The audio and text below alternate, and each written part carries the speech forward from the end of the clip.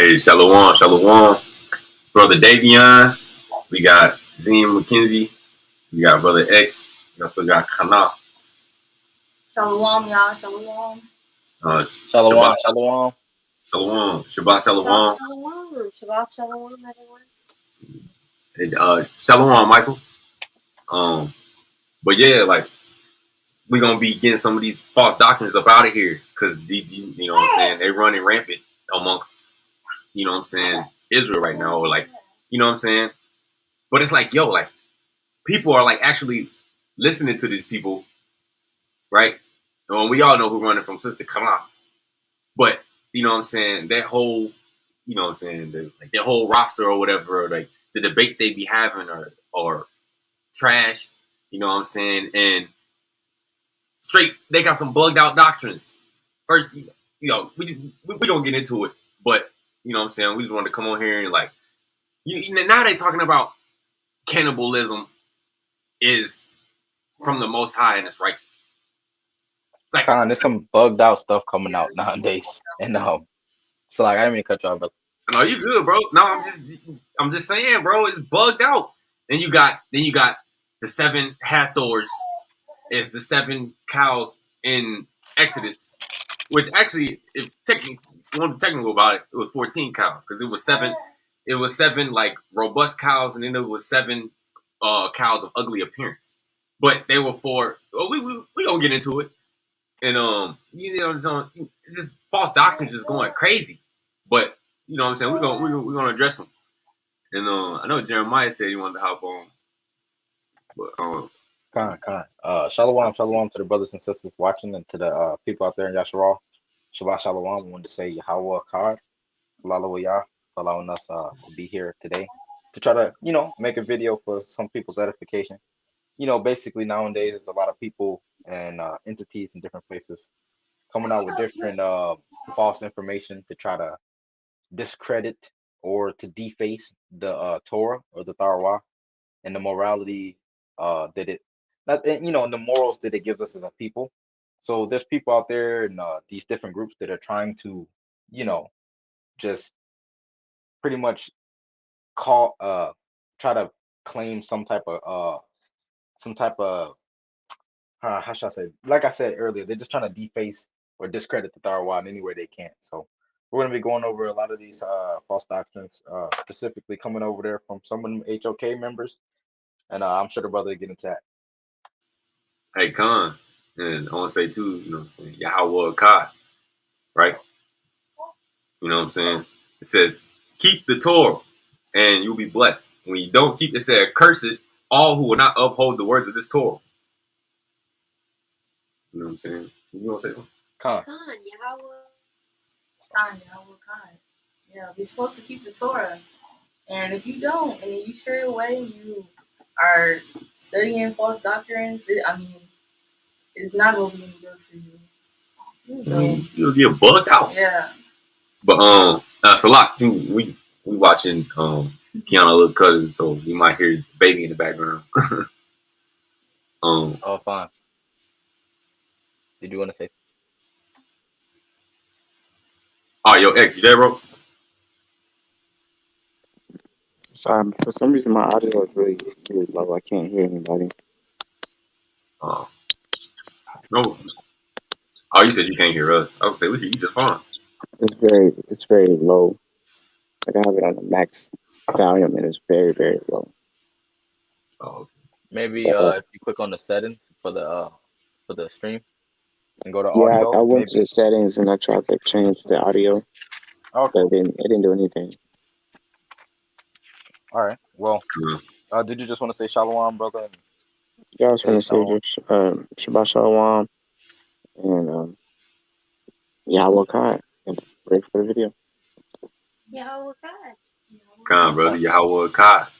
All right, without further ado, yeah. Go ahead, bro. Go ahead, bro. No, go ahead, give it away.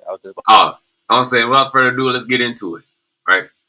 We go ahead and share the screen real quick and listen to this foolishness, bro. I think it's this one. Here it is. Can I see it? Oh wait, forward. Where's that?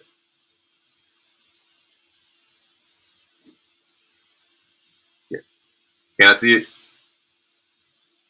Con. All right. Fair use. Warning. Federal law allows citizens to reproduce, distribute, or exhibit portions of copyrighted motion pictures, videotapes, or video discs under certain circumstances without authorization of the copyright holder. This is called fair use and is allowed for You're not purpose of showing the fair use, criticism. bro. Huh? Salak. Oh, it's not showing? No. Oh, sorry. Salak, yeah, it's not up there.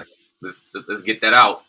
You know what I'm saying? Con, because what we're gonna kind of do here is we're gonna kind of shadow this video and listen to a little bit of the stuff that's been coming out and critique it as we're going on.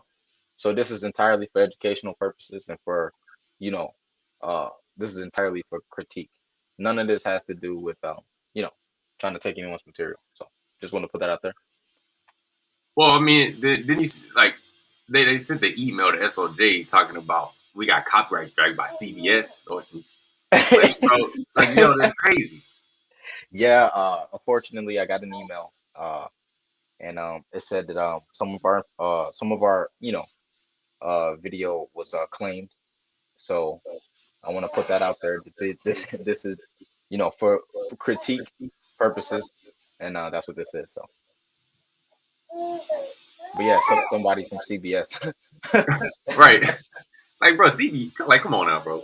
Let me run it back. It says, warning.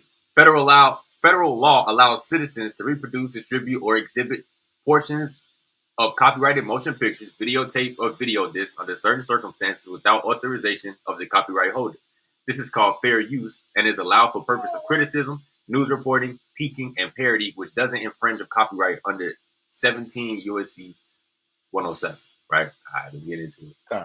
And we'll be doing this under the guy. I'm not the guys, but under the idea of critique in education, because we want our people to know not just you know why these things are wrong, but we want the people to kind of hear some of the stuff that's coming out. So, Right? Hold on. Right. Let me know if y'all can hear it. I know it sounds crazy, but yeah, we can. all right. It's not a law against cannibalism. Jeffrey Dahmer. Are y'all familiar with Jeffrey Dahmer? A very good Christian A very white good man. Christian man who became what? Who became what? Now look, he said there's no law against cannibalism, right? Now, you can't show anywhere. You can't show anywhere in the Torah where it was allowed. You were allowed to eat humans. Like, bro, like this is bugged out. This is bugged out. Hold on, I'm gonna continue. Born again Christian after he was cooking chicken nuggets in the daytime and eating black people in the nighttime. Killing, yes, he wasn't good. He wasn't good. I was saying that in sarcasm. He was a monster. Chapter 9, verse 3 through 5. All right, right here. Every moving thing that liveth. Let me say that one more time. Say it again. Every moving thing that liveth shall be meat for you. Even as the green herb have I given you all things. But now see, this is where the Most High starts saying, now just hold on, don't start killing everybody. Verse 4. Right. But flesh with the life thereof, which is the blood thereof, shall ye not eat. He's talking to the common man, by the way, because I can prove to you that the priests were eating and drinking blood. But I know that's... Wait. Right? What? Hold on. She said the priests were eating and drinking blood. You can't find that nowhere in the Torah. Oh, hold on. Oh, okay, look, we can address that right now. Matter of fact, we can address that right now. Give me 1 second. Give me 1 second. Wait, she said eating and drinking blood. You can't even touch a dead body without becoming contaminated. What? Hold on, give me 1 second. We're gonna go to Leviticus.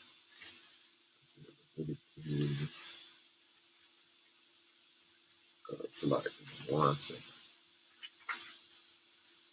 Thought I had to write it down.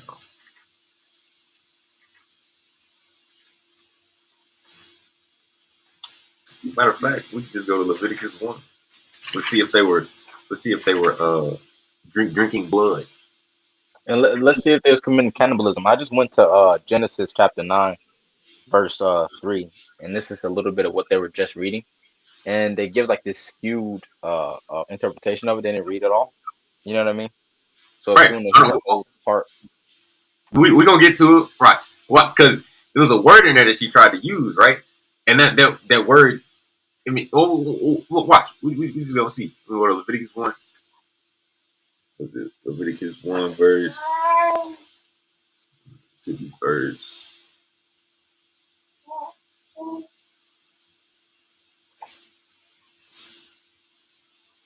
Right. We're gonna go to verse 5.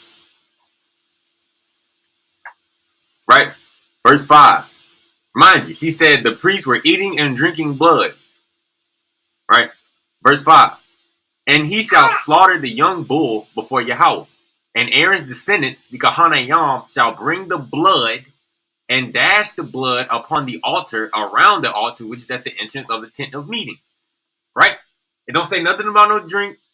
It don't say nothing about pour it in a cup and consume it. It don't say nothing about it. Now, the word here, right? Ha Kahanayam, that's with ha dam,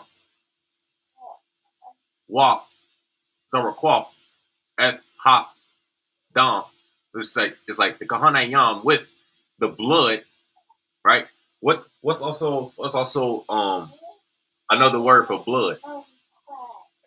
down, Khan, but what does dam mean, or dama? likeness. Right, or right, likeness or similitude, right? Wa zarakwal, which means to like sprinkle, or like here, like you know what I'm saying, like here and there, it's like sprinkle. And hot dam, the blood, al ha matzabak, sabayab, all around, right? So you sprinkle all around the altar, right? Which fathak entrance at hall mawa'at, which is like the entrance of the tent of meeting, or like the appointed times, right? Excuse me. Oh, we hold on. We can excuse me. We can keep it going.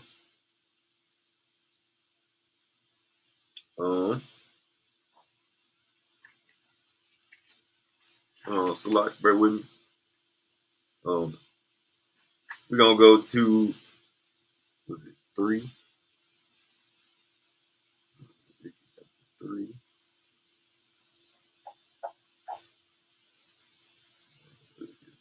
3 verse.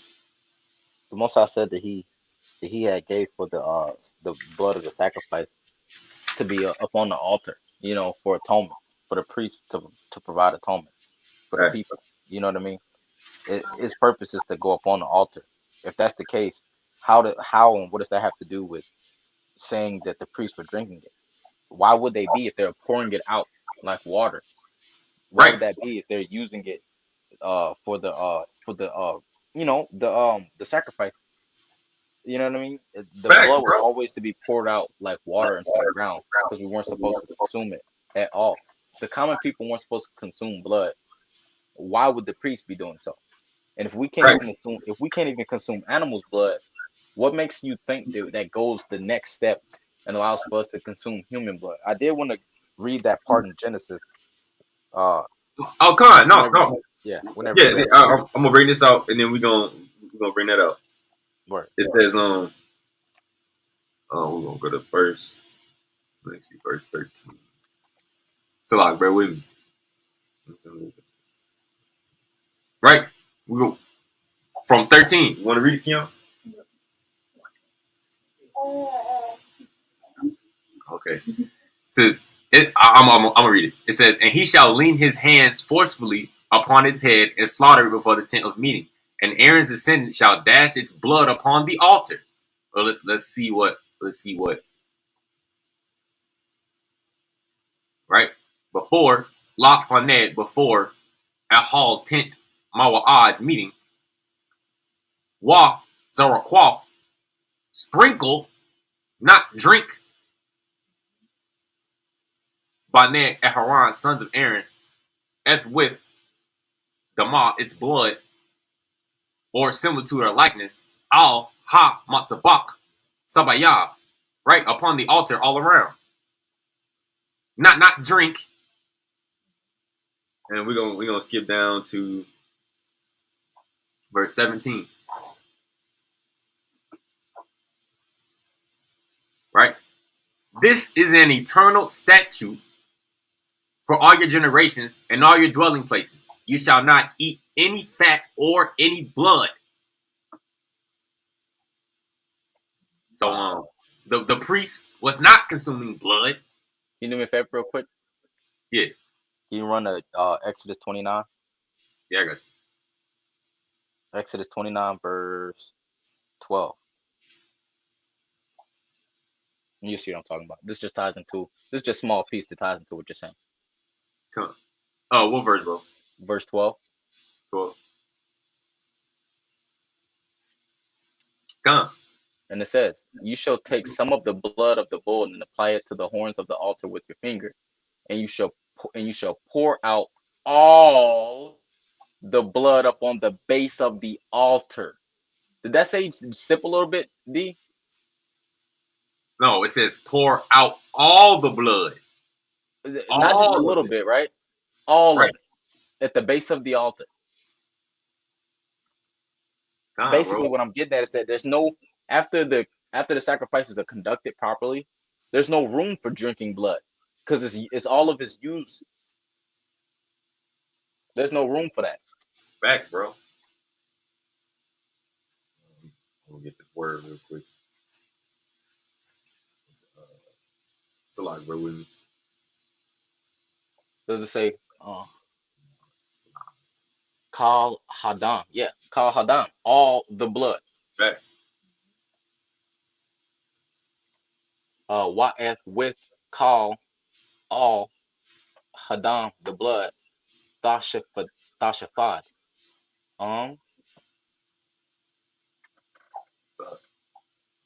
Is that the altar? What? Thashafad. I might be wrong. Nah, right here. It's Thashafak. Which means to use, right? Or to capture or will. But it's like pour out all. Kan al unto Yasawad, which is the altar. Right. And put out upon the Quaran, the horn, ha matzabak, the altar, ba at the ba'ak, which is like with finger, wa et and all ha dam blood. It might be.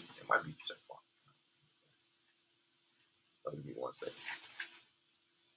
No, you're fine. The point of I mean, obviously you can see the point we're getting at. Fact, I just, you know what I'm saying? I just wanted to get the word. No, I'm talking to the audience. Because basically, as you can hear what the sister was talking about, it didn't seem like them over there at HOK really understand what the thought was saying. Like, I don't know where they were reading where it says that the priests were allowed to consume of blood at all. The people, not even a proselyte was allowed to consume of blood. No matter what it was. And it's very serious because it goes all the way back to the covenant with Noah. And we'll get to that in Genesis 9. Right? It's shafak, right? Which means to spill forth. Right? Or which means like blood or libation. But like to spill forth, to gush out, pour out, like shed out, sprawl out, an emptying place, poured out. Like, yo. What? Emptied out. Emptying out the whole, right? L2 Sawad. So like, if I'm not mistaken, it means like foundation, like base. Ha Matzabak, the altar. Right? Now, we're going to go back. Oh, wait, wrong one. Go right here. Hey, Shalom Leo, Shalom Amatz. Oh, Shalom Sister BB. Good to see you in the chat. Shalom everyone. All right. Making a lot of people mad. I digress. Verse 5. And surely your blood of your lives will I require. Hold on, we're gonna run it back. You go kill somebody. If you murder, so this is, don't just remember, go kill nobody and eat them. Require at the hand of every beast will I require it. Now just hold on. So, of course, King. Okay, let's take a look at Genesis 9, 3, and 5. Let's go in. Go ahead, Nepal. Okay, I'll read that right now. Genesis chapter 9, verse 3 to 5. Every moving thing that liveth, let me say that one more time. Say it again. Every moving thing that liveth shall be meat for you. Even as the green herb have I given you all things. But now see, this is where the Most High starts saying, now just hold on, don't start killing everybody. Verse 4. But flesh with the life thereof, which is the blood thereof, shall ye not eat. He's talking to the common man, by the way, because I can prove to you that the priests were eating and drinking blood. But I know that's making a lot of people mad. I know you can't. I digress. Verse 5. And surely your blood of your lives will I require at the hand of every beast will I require it, and at the hand of man, at the hand of every man's brother, I will require the life of man. He's saying right there, if you go kill somebody, if you murder, so this is, don't just remember, go kill nobody and eat them. Right. Remember, they got so wait. Can you pause real quick? So the priests are allowed to eat blood, right? But it clearly states in Genesis 9 that of whatever, whether that be man or animal, that sheds the blood of man, will the Most High require it of it, right? I don't think they understand what they're reading. Right. How are you going to eat someone without shedding their blood? How what are you going to wait for somebody to die of cancer and then eat them? Where in Leviticus, in Exodus, it tells us that to even be around carcasses, contamination. If a woman's time of separation makes her unclean, and makes her unclean for that period of time, what makes you think that the Most High is telling them here in Genesis 9 that they can eat man? He just quite literally killed most of creation on earth after the flood here. Most things are dead. All right, this is a small group of people, knowing in his family, right? So you think the Most High is telling them that it's okay for them to eat each other? You know how depraved that is? That's ridiculously like that. You're grasping at straws. Yeah. All right. And we you know what I'm saying? We're gonna finish in line. Right. These are laws. You know, if I say you could eat anything, next thing you know, you walk in and you see somebody eating their neighbor. Like, why are you eating your neighbor? Oh, you said I could eat anything. No, I said you can. Okay, bro, bugged out. That's how can you tell if the neighbor was dead on his own or did they kill him? How could you tell in the first place? Let alone like what are they talking about? Right. This is oh my word. I'm sorry. It's hard to find the words sometimes to describe the type of depravity in the mind that people got. Watch this.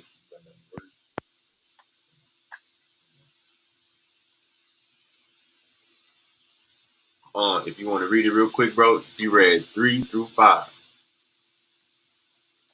3 through 5. Every moving thing that lives shall be yours to eat, like the green vegetation. I have given you everything. But flesh with its soul, its blood, you shall not eat. But your blood of your souls, I will demand an account from the hand of every beast. I will demand it. And from the hand of man, from the hand of each man, his brother, I will demand the soul of man. Right? We're gonna go back up to verse 3, right? Verse 3. I'm gonna read the language, and then Kiana gonna tell you what this word means. Right? It says, every moving thing that lives shall be yours to eat. Like the green vegetation, I have given you everything. Right? Kiana, what does the word Ramash mean? Ramash. So if you go to Strong's 7430 or 7431, it says to crawl or move or any rapidly moving animal, a reptile. It does not say a human being. Right? What is it? Hold on. It just means like a moving animal. Yeah. An animal. Hold on, I'm gonna pull it up for you.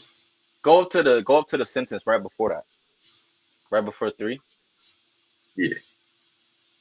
And this is what I'm talking about context. And your fear and your dread shall be upon all the beasts of the earth, and upon all the fowl of the heavens, upon everything that creeps upon the ground, and upon all the fish of the sea. For they I have given into your hands. Verse 3, every moving thing that lives shall be yours to eat, like the green vegetation. I have given you everything. So when you read with context, you understand that verse 2 and verse 3 have to do with each other. So when it said every moving thing, is talking about what was stated in the above verse. Verse 2, which is what? Beasts, animals, fowl, creeping thing. You know what I mean? What that has nothing to do with man. And just like the sister brought out, obviously in the Strongs, it tells you it's an animal. Right? Now look at this. Right? Can y'all see it? We can see it, the Strongs. I'm gonna zoom in a little bit. All right, Kiana. What's that word? Remote. Right? What does it say? It's creeping thing, moving things. Right? We're gonna go down. What does it say? It says creeping things, moving things. Creeping things, moving things, creeps, moving things, swarms. Swarms. Right? Yeah. We'll keep going down. What? Right? What does it say? Sea animals.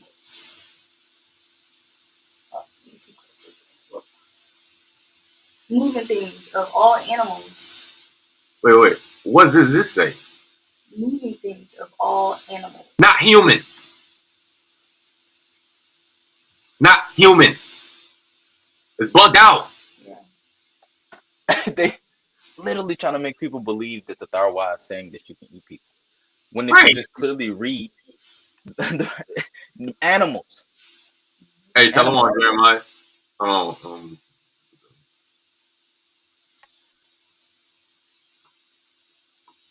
Bro, it's bugged out.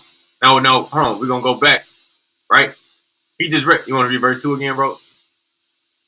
Come. Verse 2. And your fear and your dread shall be upon all the beasts of the earth, and upon all the fowl of the heaven, upon everything that creeps upon the ground, and upon all the fish of the sea. For they have been given into your hands. Right? Every moving thing that lives shall be yours to eat, like the green vegetation. I have given you everything. Right. Now it says, call Ramash all moving things like moving things of all animals. Oh, so I lost my place. Right? Esar, which Hawe is Ke or Kaya, which is living, will come for you all. Yahaya shall be La Ekala for food or for consumption. Kaya rock, which if I'm not, it means green, like it's herbage or like vegetation. A shab herb, not nathe, not the day I give lakam to you all, as with all, right? With everything, right? Now we're gonna go back. I don't know, my back. We stay right here, right? But hold on. But flesh with its soul, its blood, you shall not eat. So, for one, she just said the priest consumed blood and ate blood.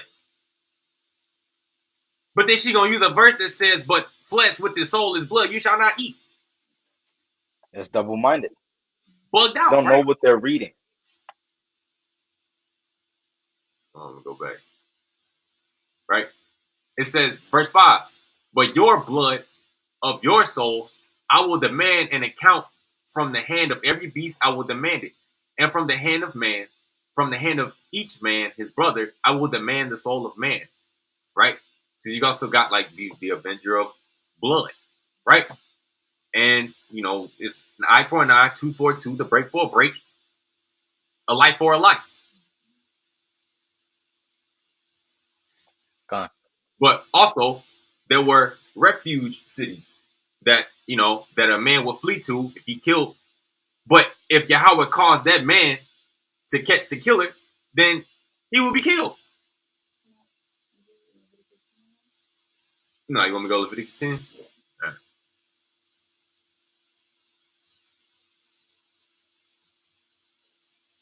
What verse? You're Leviticus 10? 17 verse 10. Uh-huh. Yeah. Leviticus 17 verse 10. Leviticus Leviticus, 17. yeah, that's the exact verse I was going to go to. Yeah. Yeah. Take it away. Yeah. Verse 10. You want to read it? Yeah, you good. Speak up. And any man of the house of Israel or the strangers that sojourn among them who eats any blood, I will set my attention upon the soul who eats the blood, and I will cut him off from among his people. Right?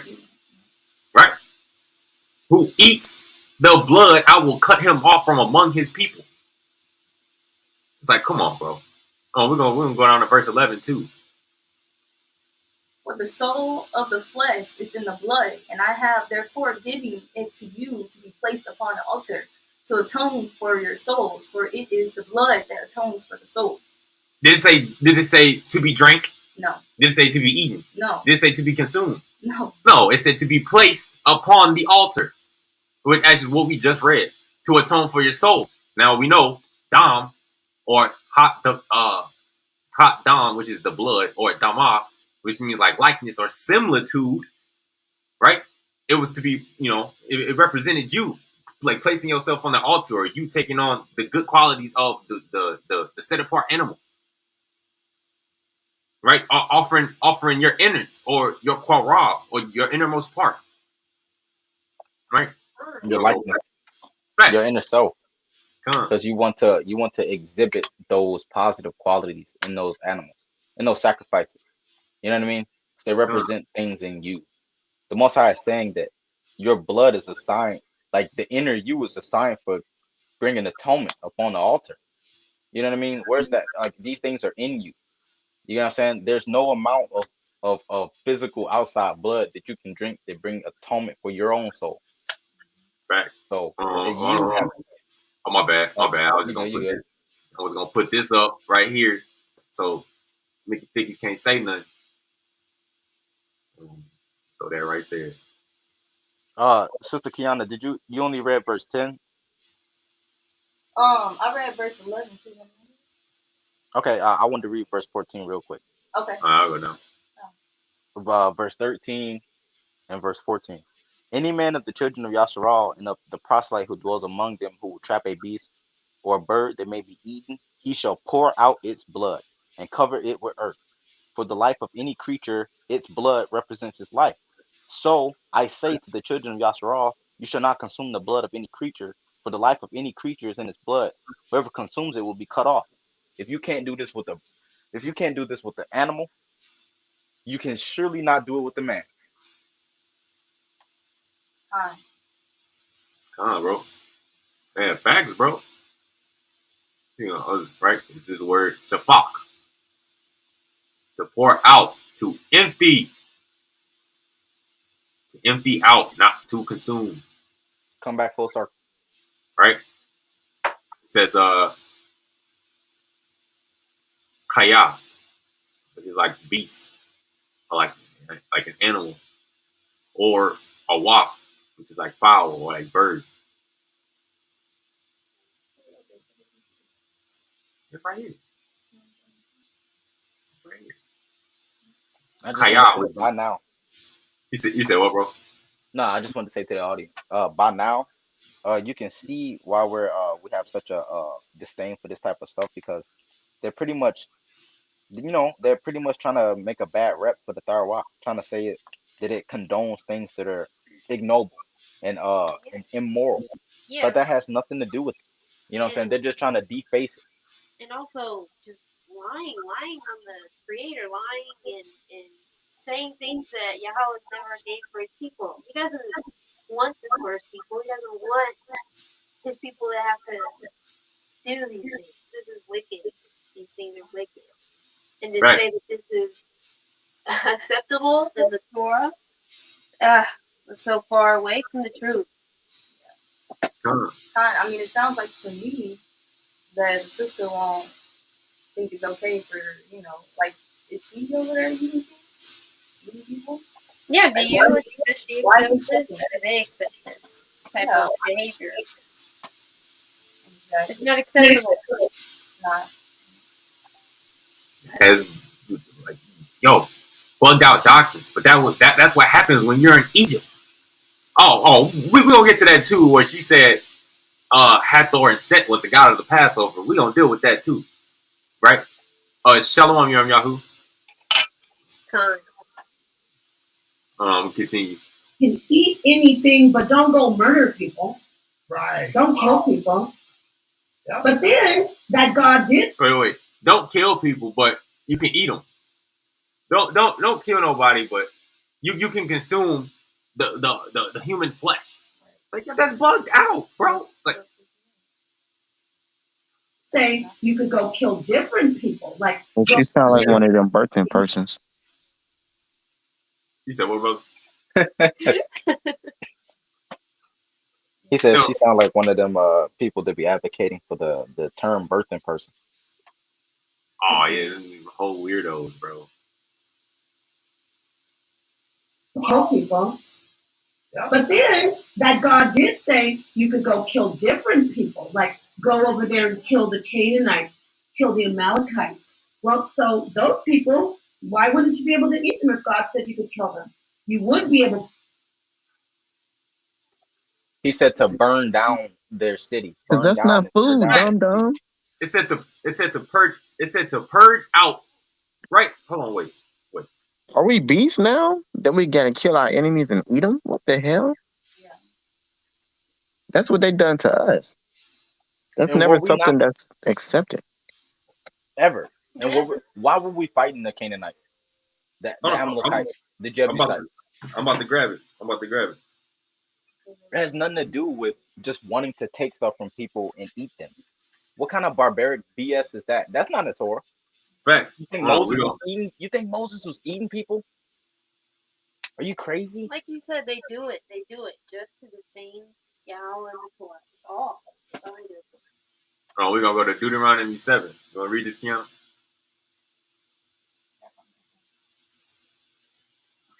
Off the baby sleep. We're gonna start at verse. Let's start at verse 1. When the Lord your God brings you into the land to which you are coming to possess it, he will cast away many nations from before you. The Hivites, the Girgashites, the Amorites, the Canaanites, the Perizzites, the Hivites, the Jebusites, 7 nations more numerous and powerful than you. Right? 7 nations, right? The Canaanite nation that was in the land, right? And the Lord your God will deliver them to you, and you shall smite them. You shall utterly destroy them. Neither shall you make a covenant with them, nor be gracious to them. Right? You shall not intermarry with them. You shall not give your daughter to his sons. You shall not take his daughter for your son. For he will turn away your son from following me, and they will worship the gods of others. And the wrath of the Lord will be kindled against you, and he will quickly destroy you. Right. So it says, for he will turn away your son from following me, and they will worship the gods of others. Right? No, we'll continue. But so shall you do to them. You shall demolish their altars and smash their monuments and cut down their Ashram tree and burn their graven image with fire. Right. So did it say eat them? No. Did it say consume any of their blood? No. Did it say consume any of their flesh? No. No, it did not. It said purge them from the land. Right? Exactly. And Yahweh your God, verse 2, and Yahweh your God will deliver them to you, and you shall smite them. He shall utterly destroy them. Neither shall you make a covenant with them, nor be gracious to them. It said kill them. You remember when Saul, he thought to himself that taking the flock of the Philistines and not destroying the flock of the Philistines and trying to use that flock from the Philistines to offer up sacrifice to the Most High. You remember that? And he was punished for it. Yes. Saul had overcome some Philistines, if I'm not mistaken, a certain sect. And instead of destroying everything, like the Most High said, he decided to destroy them, you know what I mean? And to take their flock, right? Instead of destroying everything, he took the flock because he thought it'd be better to offer their flock to the Most High, you know what I mean? But it was accounted as a sin. Why? If we can't even take the flock, the Most High say, go to the city, destroy it, and burn everything down, and not to take anything from it.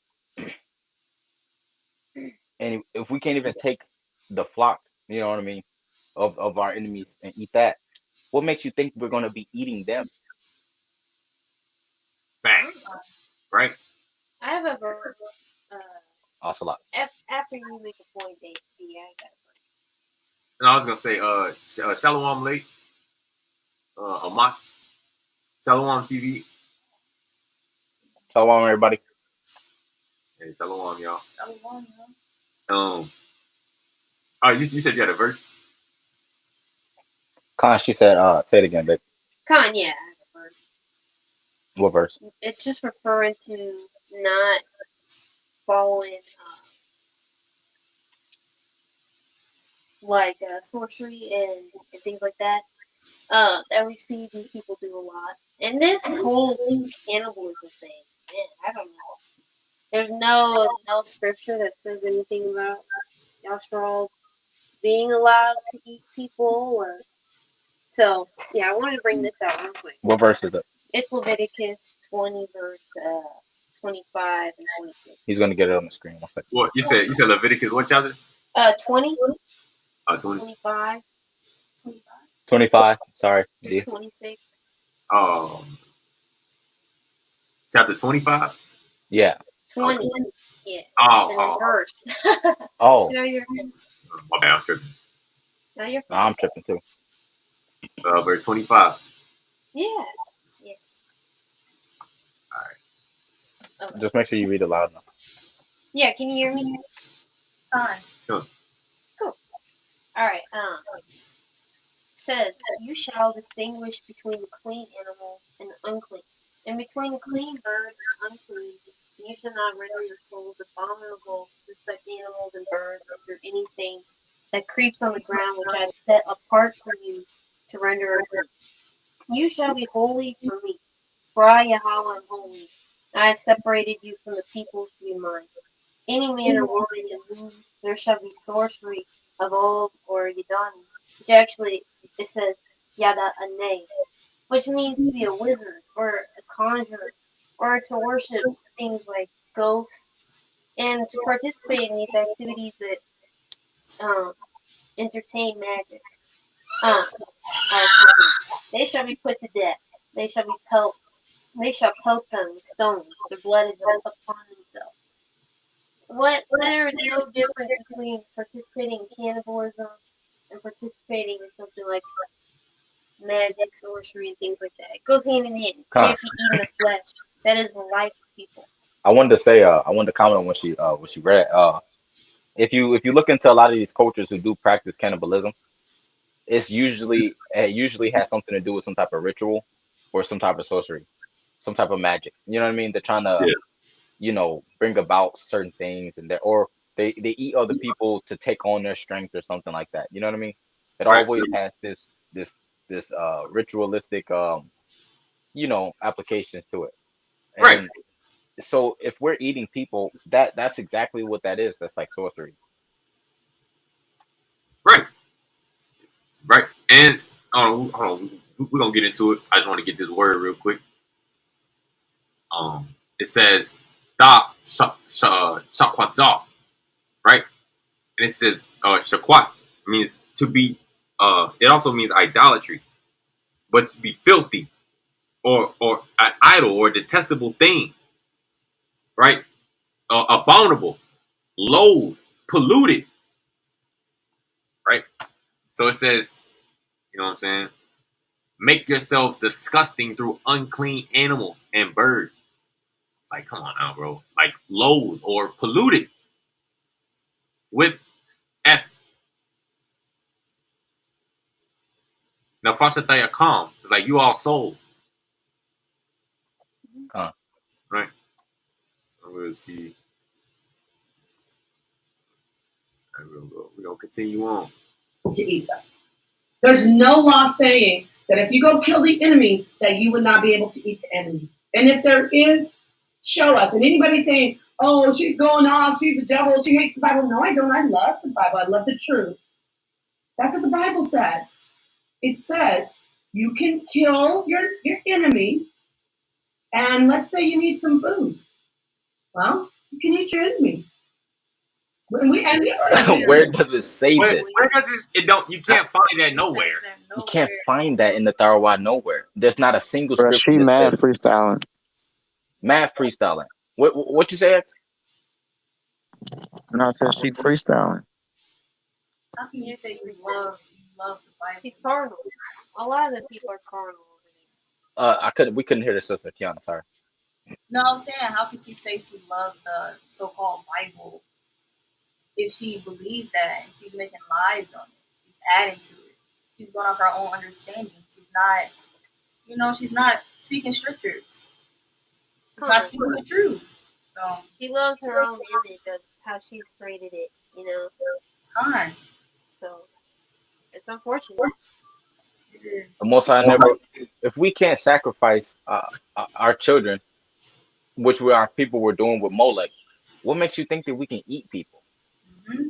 No matter who that is, we can't even eat food. We can't even eat clean fruit. We can't even eat clean food from foreigners that was pretty much prayed over by their gods.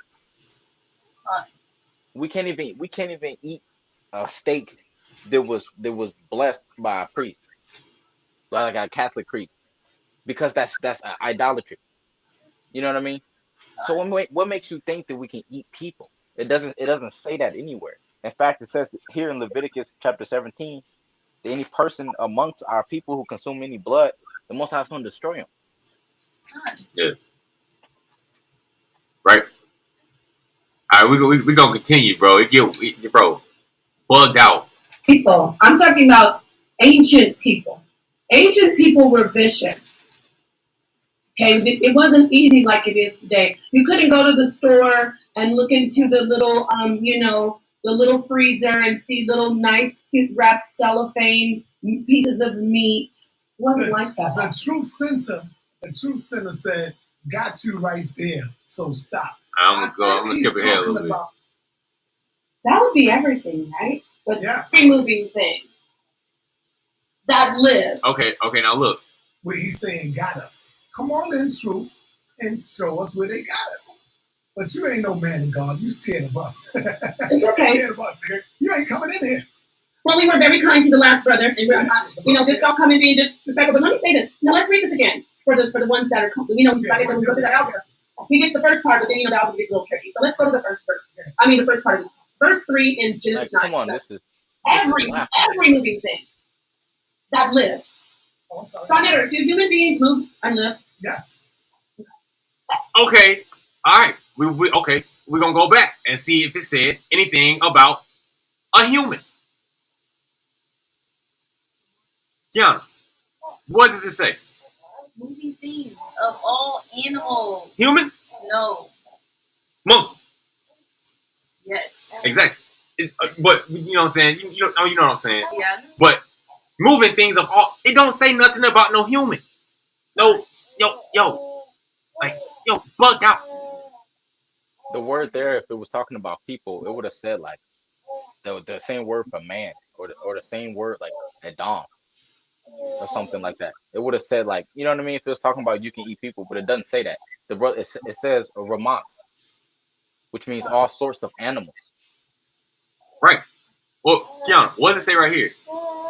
It says any other rapidly moving animal, a creeping moving thing.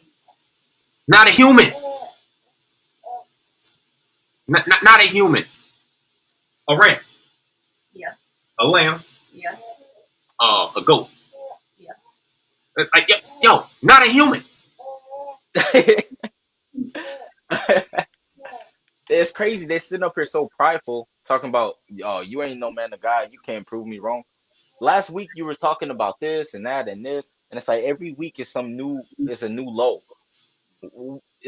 Every week it's a new low. Bro, like, yo, this is bugged out, man. It's like nothing but false doctrine. Every living thing that lives shall be meat. You change the screen though. Yeah, hold on. I made a mistake and took it down. Okay, so every living thing that lives.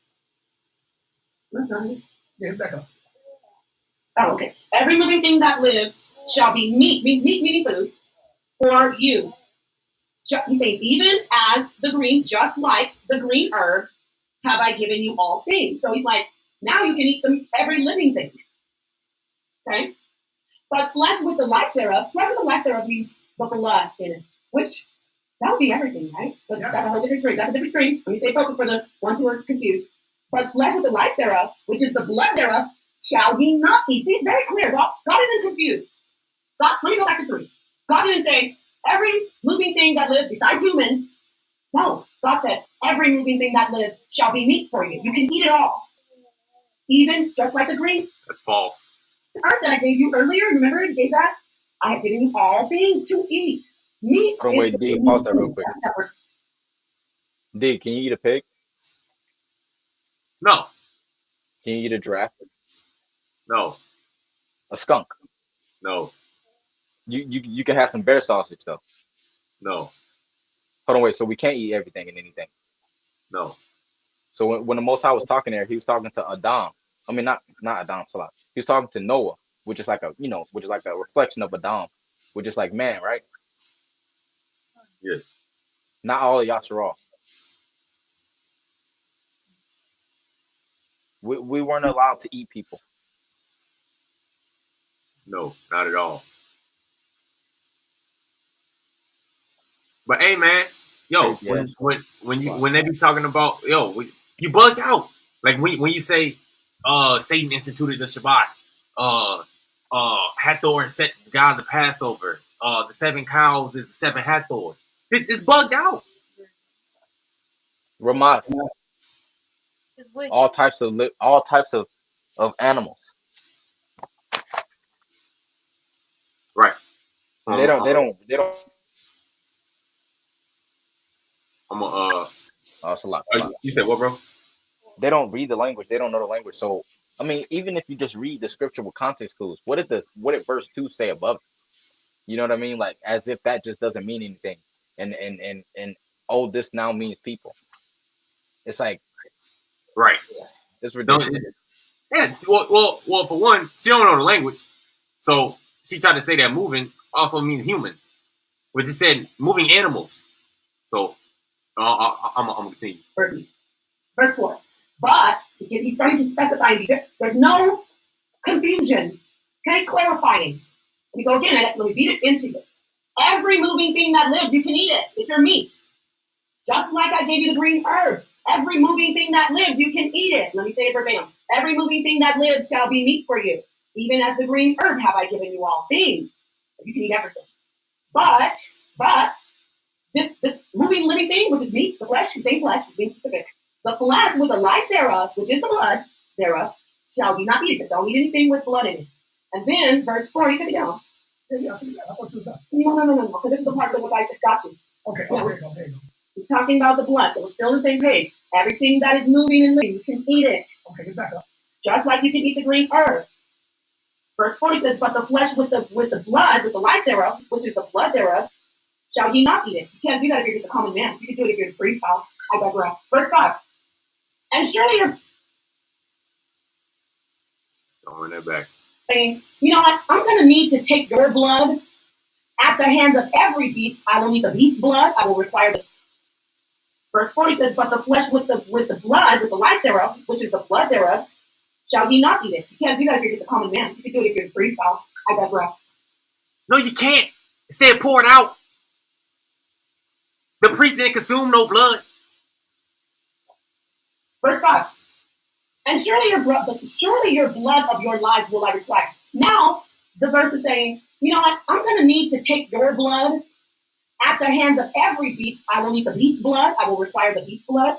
And at the hands of man. at the hand of every man's brother, I will require the left. So God is saying, if you go and kill somebody and eat their flesh without, or for me, what I say is without cooking it, to be straight up and honest, but I'm going to take it easy. God's saying, I'll have to kill you. So if you go and kill somebody and eat their body, or if an animal, like a tiger or a lion or a bear, oh my, jumps in there and eats a person, they got to kill the lion, tiger, bear, or the human. So it's fair. Did that say anything about not eating human flesh? I think we covered all of it, right? Yes. That was a lot. That was a lot. Bugged out. Me or she don't have like reading comprehension. Like what kind of explanation for this verse is? Any person who can read this can clearly see what it's talking about. What are we even listening to? I don't really understand what the hell she's trying to say. Because she said one thing, but what she's reading is saying that verse. Exactly. Right. Well, she trying to say that. Look at the title. She got diarrhea in the mouth. She just gonna shut up. God of the Bible says cannibalism is righteous. Oh, that's a whole different. Oh, so the Most High says cannibalism is righteous. Not just that it's that's a whole different thing. Like now it's not just okay, but that it's righteous. Wow. What? Yeah, bro, she bugged out. It said David was his righteous king, right? Does that mean David was eating people?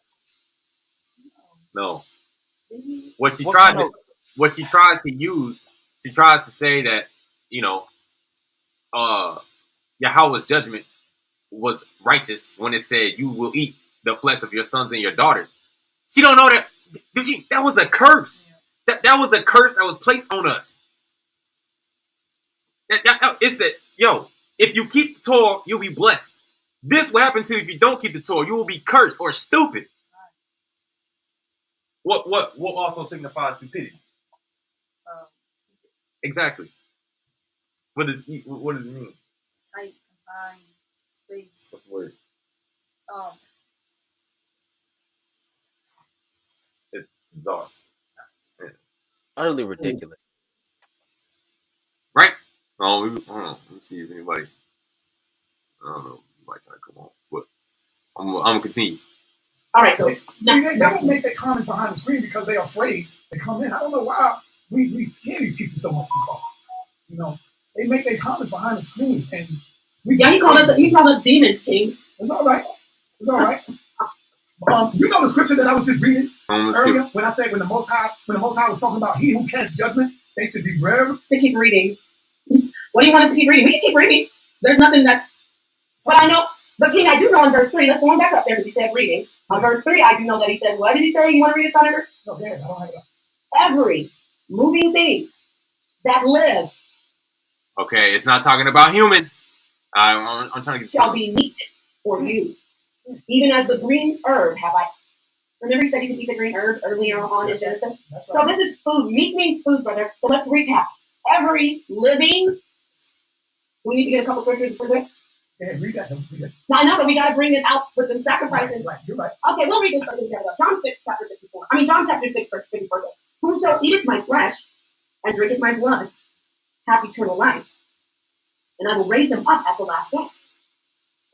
Now, when Jesus said that, Yahushua, to the disciples, a lot of them were like some of the people in chat. Oh, tripping. Scripture in Torah where humans were sacrificed. Okay? And so that's why I said we need to get the scripture showing that the priest eats the sacrifice. I'm sorry that you're hurt. I am. I'm sorry that you're hurt. And you can get mad and say, oh, she's twisting the scripture. She's a woman. She's a Jezebel of Revelation. Oh, God, help us, please. Jesus, come back soon. No, this is the truth. This is what the Bible says. If it's not what the Bible says, please go in there and show us that the priest and the people who participated in the ceremony, in the ritual, the priest and those who participated in the ritual, show us where they did not eat the sacrifice. Because we have the information. Yo. They ate the animal sacrifices because it was a portion to the Levites. They didn't eat no humans. I was trying to get to the part where she said Jesus was a high priest. He was the last high priest. No, he was not. Last high priest was Onias. Onias the third. Not Jesus. Jesus never did anything in the temple. Come on now. Right. Leviticus chapter 6. Right, Senator? Is that on the screen? Is that it? Verse 26? Okay, let's see it. The priest that offereth it, he's talking about sacrifice, for sin. Jesus was a sin offering for sin, wasn't he? Did he take our sins away? Yes. The priest that offered the it, meaning sacrifice for sin, shall eat it. He'll do what, something? Eat it. No, he's gonna just like put it up on a pedestal and watch. He's gonna eat it. He's gonna eat it. No, he's gonna just everybody's gonna go and just stare at it and say it's great, right? Mm-hmm. He's gonna eat it. He's gonna eat it. The priest that offers it for sin shall eat it. Would a priest offering people? No, So what is she talking about? bro. She bugged out, bro. I'm just like, yo, people like listening to this. You know what I'm saying? And people like actually listening like HOK, bro. It's bugged out. Shalom, y'all. Hey, shalom, Jojo. Shabbat shalom. Shalom, y'all. All right, Josh. All right, Crazy. Jeremiah. I'm gonna drop the link.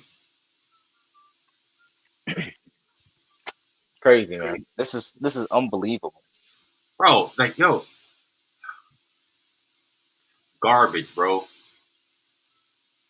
Shall it be All right, hold eaten in the court of the tabernacle of the congregation. So eat it. That's the law. Leviticus. Oh no, but see, no, but see, and you don't understand, or you don't understand. wait. That's the blood. But the Here, I priest got a can verse here. I got a verse here. light a fire on Shabbat. But the priest can light a fire on Shabbat. You're not. Wait. Yeah, we gotta like really fall back. Because I remember the Hebrews and the Christians and everybody used to run and jump in. And so I think they probably learning now.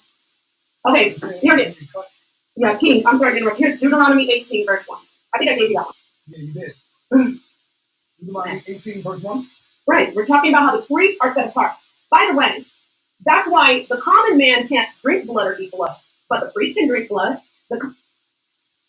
Right. All right. Now we're gonna go to Deuteronomy 12. Hold on, what she just said? She said the common man can't drink blood, but the Levites can drink blood. Where's that? You can't find that in the Torah. Bro, what kind of Dagon bishop, Catholic, Pope, fish religion is that? Bro, I got it right here in Deuteronomy 12, bro. I'm telling you. That's Right. crazy. What kind of bugged out doctrine is this? Man, Okay. She said that Jesus was a sin offering, right? We're gonna let's go see let's go see what this the sin and offering. that's where we get into the discrepancies with some of these with some of the brothers who are heavily. Hey, Leviticus 12 says he's not. He's a consecrated flesh, tortured, burned, tormented. It can't be a sin offering.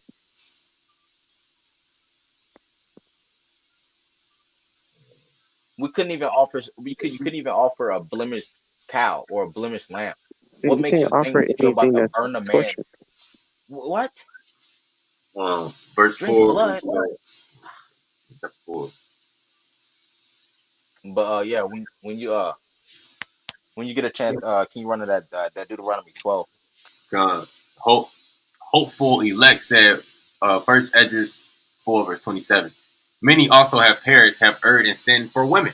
That's facts, bro. That's facts. It is. Women is also represented as wisdom, and you can either have the woman of like a virtuous woman, like an intelligent woman, or a stupid woman, or a harlot, which also represents foreign wisdom, a heathen.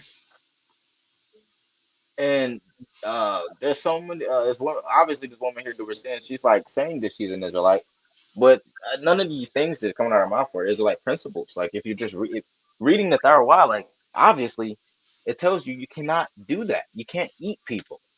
Why are you trying to say that we can eat people? Right. That's some COINTELPRO bullshit. I don't know what that is. You know what I mean? That's crazy. It's like, oh, I'm gonna hop on your side, and then I'm gonna start making all these obscene statements to try to make it seem like they're trying to make us look like we heathen, man. Like, no, we can't eat people. That's nowhere in the Torah. Right. Now watch this, right? Leviticus 4, right? It says, and he called to Moses, Yahweh spoke to him from the tent of meeting, saying, speak to the children of Israel and say to them, when a man from among you brings a sacrifice to Yahweh from animals and from cattle or from the flock, you shall bring your sacrifice, right? Let's see what the word for sacrifice is. Right? Yah, Kwarayah, Well, what does Quarayah mean, or Quara? I'm just asking in general. Anybody can answer. Oh, slap. Here, let me run to it real quick. I remember for Rob. I just I can't. Quara. I got it. One sec. One sec.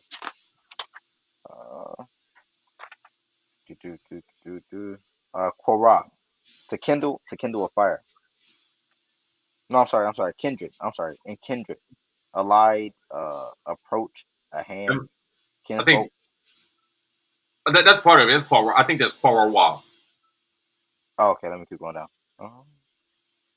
Or up. Oh, to come near, to draw near. Right. Well, what also mean? The heart, the inward parts, or the Right. the thoughts, a lot, the midst, or thought, or within self, the inner self. Right. Yah, Quarayah, also Quaraban. From you all sacrifice, Quaraban, which is the inwardmost part. Right.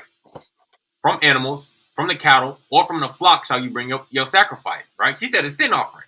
Now, it says animals, cattle, from the flock, you shall bring your sacrifice. Right. We're going to skip down. Right. If his sacrifice is a burnt offering from cattle, an unblemished male, he shall bring it. He shall bring it willingly to the entrance of the tent of meeting before Yahweh. Right. And he shall lean his hands forcefully upon the head of the burnt offering, and it will be accepted for him to atone for him. Right. Remember, the animal represents you. And he shall slaughter the young bull before Yahweh. Aaron's descendants, the Kahanayam, shall bring the blood and dash the blood upon the altar, around the altar, which is at the entrance of the tent of meeting. Right? Not consume blood.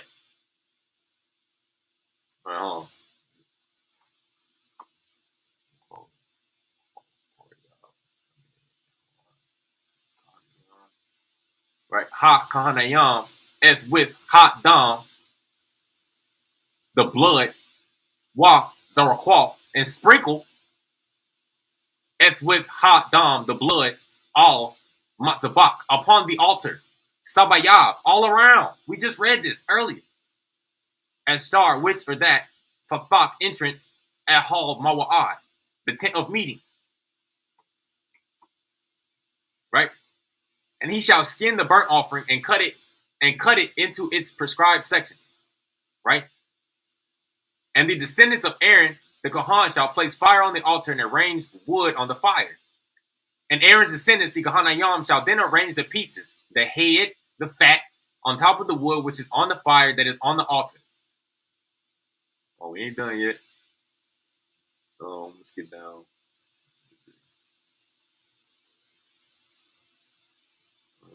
What verse was it?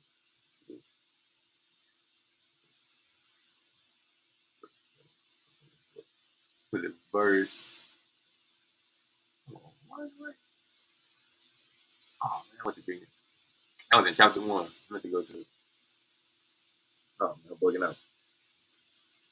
Hold on, verse 7.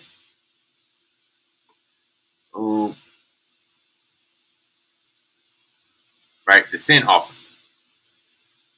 Right, Yahweh spoke to Moses, saying, "Speak to the children of Israel, saying, if a person sins unintentionally by committing one of all the commandments of Yahweh, which may not be committed, and he commits part of one of them, right? If the anointed Kohan sins, bringing guilt to the people, then he shall bring for his sin which he has committed an unblemished young bull as a sin offering to Yahweh." Right? The word for sin offering is kateh. Kateh. Right? Let's see. Bear with me 1 second.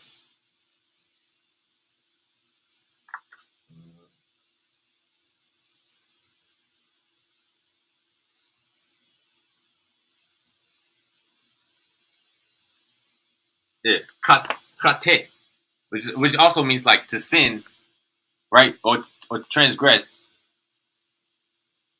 right, but also sin offering. Hey, Shalom, ask somebody in the live chat in the back. I think it's Jeremiah. Hey, Shalom, Jeremiah. What's going on? Shalom, bro. Shalom. Shalom, bro. Shalom, man. Shabbat. Yo, like, all right. So, oh wait, who said that? Heard somebody say something. Well, anyway, shalom. Shalom. Oh, shalom, sister. Yo, so like, I saw that shit live, bro. I promise you, I couldn't even watch 3 minutes of that shit. As soon as I heard the God of the Torah or the Bible says cannibalism is okay, I was thinking, what verse are you even talking about where it says that, right? And one that I remember, like, that obviously stood out was it was one of the curses of Deuteronomy 28. I don't know if they mentioned it or not. I didn't watch the whole thing. I couldn't even watch 5 minutes, but I was just skipping through it. And I think, if I'm not mistaken, she mentioned, I think verse I think it's 56, if I'm not mistaken, where it says, the women shall eat, the bodies of, their offspring or whatever. Like, I doubt any verse that she pulled up on that live stream, she did not once go into the blue letter or go into Yahweh Dayah to even prove that it's saying that, even in the language. So I'm sitting there and like I'm watching it, right? It's like 1 a.m. I had to go to work at like 5 a.m. and shit. Excuse my language, but I'm sitting there watching it, and I'm like, wow, what the hell is she saying? And then she says, I'm an Israelite, blah blah blah. I believe in the Most High Power. Like, what are you talking about? And then I remember like months ago, she said she believes in Yahweh, right? And then now she's calling Yahweh Satan. Said that cannibalism is okay, saying all this retarded ass shit, right? But she says that she's an Israelite while she's disrespecting the book of the Israelites. She's saying she comes from them, but she's disrespecting the same book that her ancestors supposedly wrote. Fact, That's bro. like, bro. Yeah, That's bro. just backwards as hell. Bro, I'm telling you, like, it's bugged out. Like, when you go down to Egypt, you know what I'm saying? That's what the curses were. So when she was saying that your sons, you would eat the flesh of your sons and your daughters, it was talking about a curse. That's what happened when we didn't keep the Torah. And I was gonna go to that too, because it says if you act toward me with casualness, we're gonna see what the word is, right? Right, So bro. when Like, my bad. Go ahead. no, you good, go ahead. Let me lower this Elmo shit. Hold on, my bad. So yeah, that she mentioned that one, and I'm like, and I'm thinking in my head, are they even reading in proper context? Because every time the children of Israel ever disobeyed the Most High, like after the Exodus, after the conquest of Canaan, all that after, like every time that the children of Israel ever disrespected the Most High and went against His Torah law, other nations held them in subjection. And one particular one, if I can remember it, I think it's in Ezekiel. You got Ezekiel, Lamentations. You got Deuteronomy 28, and a few others that talk about supposed cannibalism. But the context of the whole thing is that whenever a nation would come against Israel, when they're in their idolatrous state, and whenever they would attack them, like the king of Babylon or Nebuchadnezzar, with the Assyrians and all that, they were reduced to extreme starvation to the point that in this situation, the only thing they have left to consume, and not something they would normally do, would be other human bodies.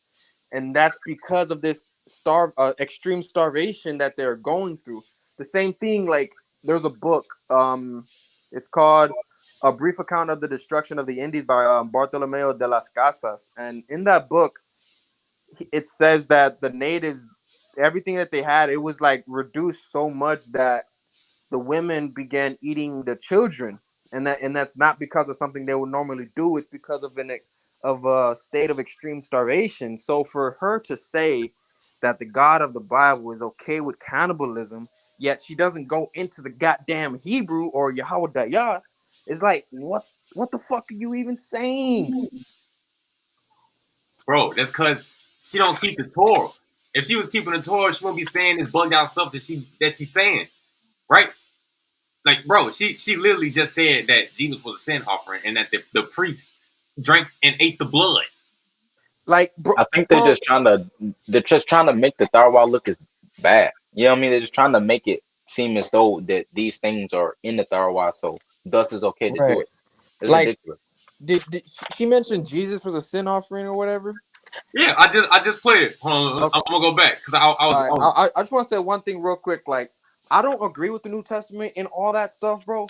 And I think it's weird that Jesus would even try to symbolize his body and his blood as bread and wine, which that shit don't make any sense to me.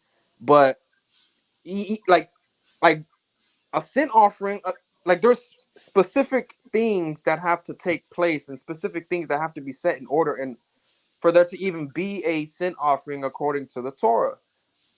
So Jesus, like, there's no way that this, like, bro, like that shit pisses me off, bro. Like, I was getting mad, and like, you know how when you get kind of like angry, you got that little, like, your heart pumping a little bit, like, what the hell am I even hearing? This shit's pissing me off. I was Yeah, bro. feeling like that for like 30, like not 30 minutes, but like less than 5 minutes, and I shut that shit off. I'm like, yo, I can't even watch this, bro. Bro, when She's I heard caught it, in obscenity. bro, I'm telling you, like when I heard it, I was like, Kiana, we gotta make a video. Yeah. Yo, Bugged out, bro. man, But Paul needs to take that fucking debate already, man. Stop running. Like, though there was a part on that video that I think I heard y'all playing where Saw Netter said something about they scared. How the fuck? Excuse my language. How the fuck is anybody scared when Nepal is running from a girl that is 30 years younger than her, but she's saying that she's all this and that, piece of the darkest minds of the light, blah blah blah, all this dumbass shit. She's almost 50, but she's running from somebody who's like 30 plus years younger than her. Yet Sonetter's saying that people are scared to jump on the panel and address that. yeah, I bro. see people get up there and try to, explain to them, but they still wouldn't listen. Bro, this is They hear what they want to Right. hear. That's all. You know what I'm saying? They choose to be hard-hearted. Oh, hopeful Leg said, wait, so you don't believe the whole thing? Well, first of all, Joshua, all he did was teach the Torah. You know what I'm saying? That's all he did. He was just a man who taught the Torah. That was it. Now, people try to make him out more than what he was. Because like you get John, you know what I'm saying? Some of the stuff in the Codex Sinaiticus, well, some stuff in the King James is not even in the Codex Sinaiticus. right. So it's like, yo, like him rising up and no, there's nowhere in the Codex Sinaiticus. Bro, it's crazy. Like, I think like Zaya brought it out on one of Judah's lives. I forgot, like, recently, the last two. He mentioned how Paul was taught by Gamliel, and I looked it up. Gamliel, essentially he's a Talmudic scholar. So like the whole New Testament is like all of Paul's writings were influenced by Talmudic teachings, and the New Testament quotes Talmud like quite a bit. So like when Zaya said that Battle Axe is unknowingly following Judaism and he doesn't even know it, he was right.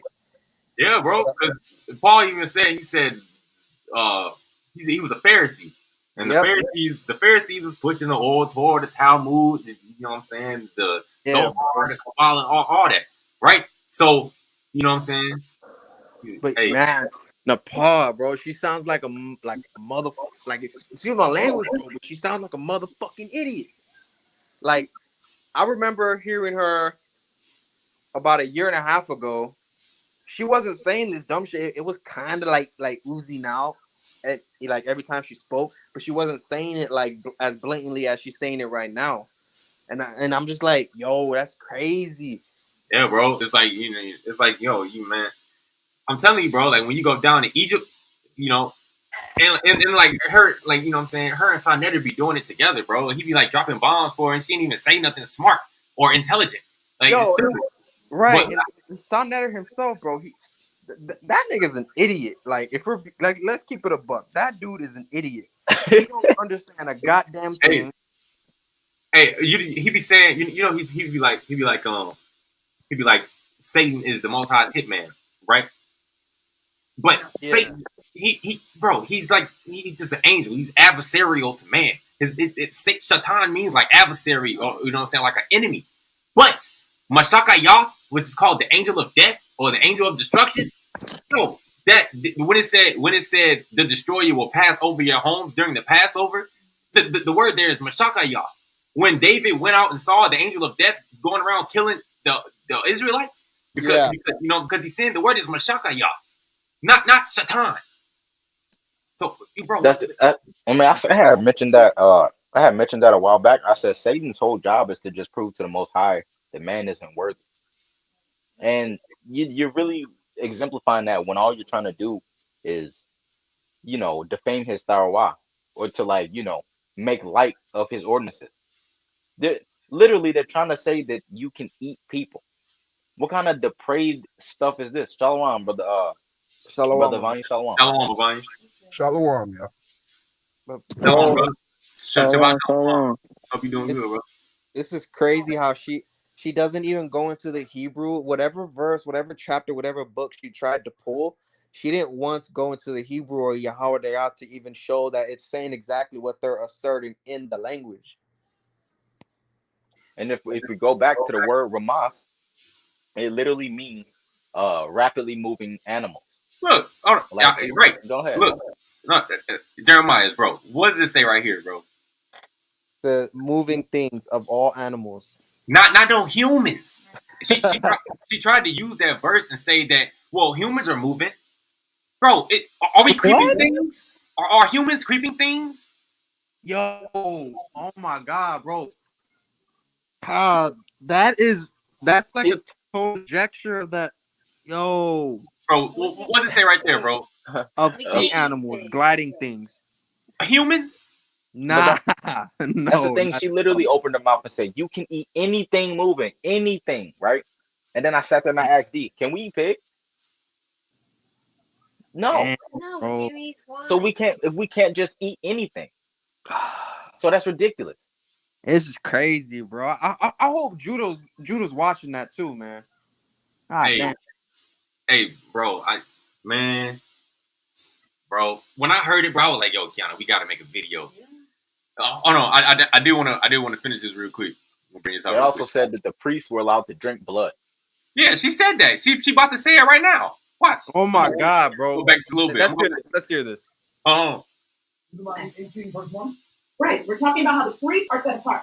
By the way, that's why the common man can't drink blood or eat blood, but the priest can drink blood. Ah, dude. Oh, wait. I'm gonna run it back again. You know, the people are afraid of us. We come on too strong, man. I think I'm we trying come not too to. strong for the people, you know? I'm trying not to. Yeah, we gotta like really fall back. Because I remember the Hebrews and the Christians and everybody. Now, Okay, here it is. Yeah, King, I'm sorry to interrupt. Here's Deuteronomy 18, verse 1. I went back too far. Blood. But the priest can drink blood. Wait. Common man, read this book. The common man can't. Because the life, you know what the scriptures say? The blood is for the tabernacle. It's for the sacrifice. It's for the procession of the sacrifice by the priest to cover sin. So, Man, anyway, y'all get what she said. She said the priest can consume blood, which is foolish. It's stupid. Yo, right? oh my God, bro. Now look, right? She also said Jesus was a sin offering, right? Let's see what the priest did during the sin offering, right? Hold on, wait. It said, what's it? All right, we might as well start from priest. If the anointed Kohan sins, bringing guilt to the people, then he shall bring for his sin, which he has committed, an unblemished young bull as a sin offering to Yahweh, right? And he shall bring the bull to the entrance of the tent of meeting before Yahweh. And he shall lean his hands forcefully upon the bull's head and slaughter the bull before Yahweh, right? And the anointed Kohan shall take the bull's blood and bring it into the tent of meeting. Now, watch. And the Kohan shall dip his finger in the blood and sprinkle some of the blood 7 times before Yahweh, before the dividing curtain of the sanctuary. Did it say consume? No. Facts, right? Shall dip his finger in the blood, which also means similitude or to become like, and sprinkle, which is the word. Where is it? Oh, fly. Wow.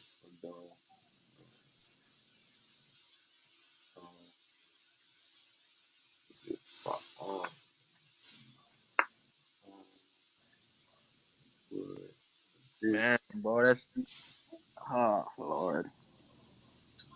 I guarantee you, she probably read from the KJV too. She ain't read from the actual the language. Bro, she don't know that, bro. If she would have read the language, she would have known the word Ramas means moving animals. Right.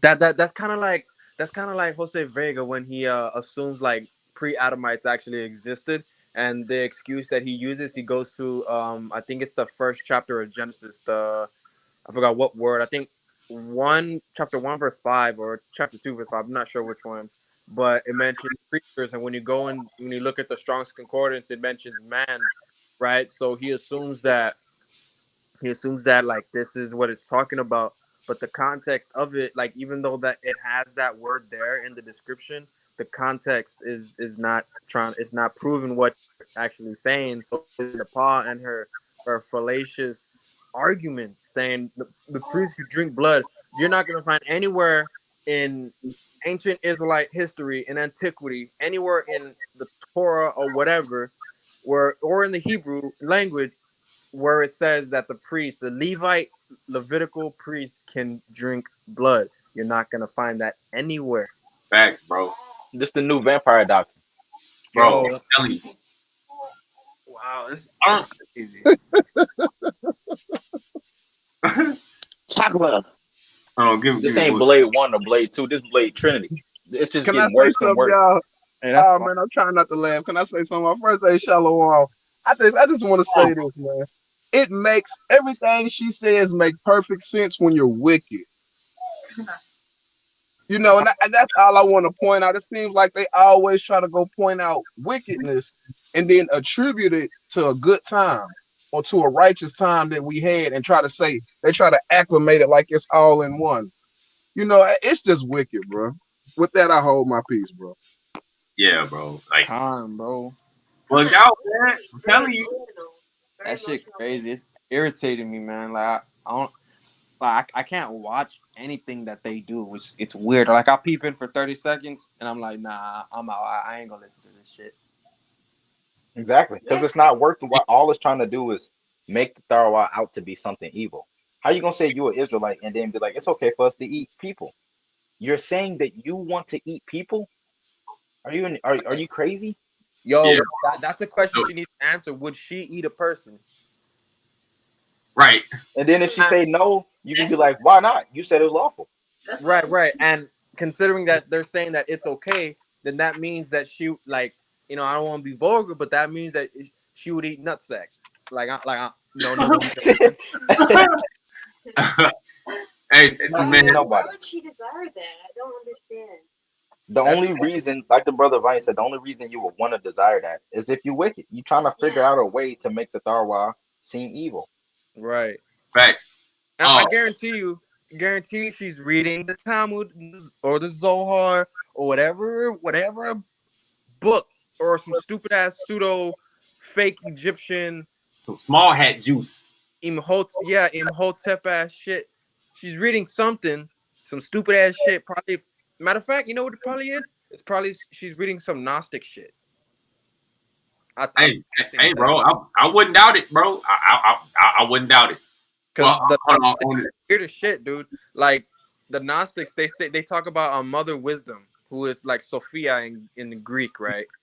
And it's Yeah. that book itself is very weird. Like Gnostics did some weird, nasty, depraved stuff, and I think if I'm correct, and it's just a theory, she's reading into Gnostic text, Egyptian text, Hindu text, a bunch of other things, and trying to incorporate it with the Torah, and it's like, yo, Yeah, bro. stupid.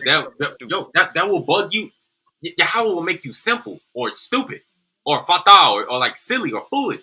So when she trying to take right things that go against the Torah and try to put them in the Torah, that's why she sound crazy. Exactly. Exactly. There's a word. I gotta find it. Hold on, give me a second. Hey, When you mentioned Gnosticism, and I remember, I think I remember something coming out off of HOK about them saying that the Most High was not a male and that he was like a female mother idol, and Man, that makes me think like, well, maybe that's true. Maybe they are getting their ideas from Gnosticism. bro, look, I bet. Look, watch this. I'm about to show you something. come on, bro. Hey, but I wanted to say right? This word right here, it doesn't say sprinkle, but it says tabal, which means like to dip hakahan, the priest, with antaba'al, which his finger, Dam in blood, Wahazah. If I'm not mistaken, that means this. Man from Ha Dam, Shaba'ah 7. And from the blood 7, Fa'amayam, which means like to beat or to tap. So it's saying like sprinkle 7 times. La Fane before Yahweh, F Fane, right? With before Farakath. If I'm not mistaken, Farakath means like a veil. God. Or like a curtain. I want to make sure I don't want to say nothing wrong.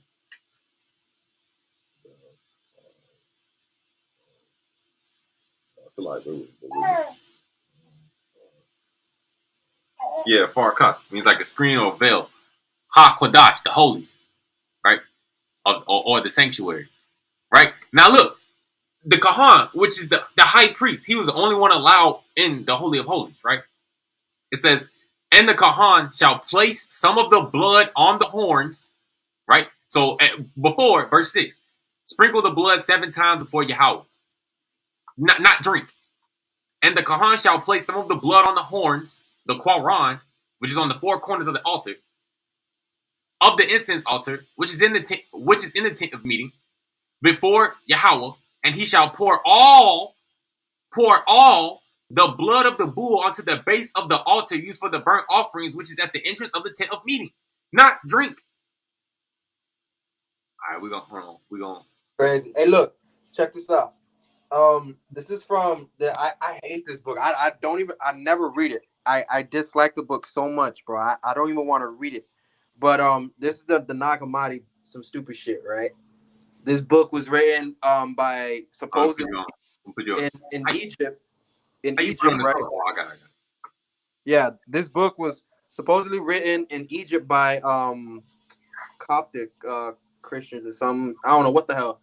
But you mentioned how they were saying that like God is a woman and stuff like that, right? Yeah. That's Gnostic teaching right there. Cause check this out. In here, Sound like feminism.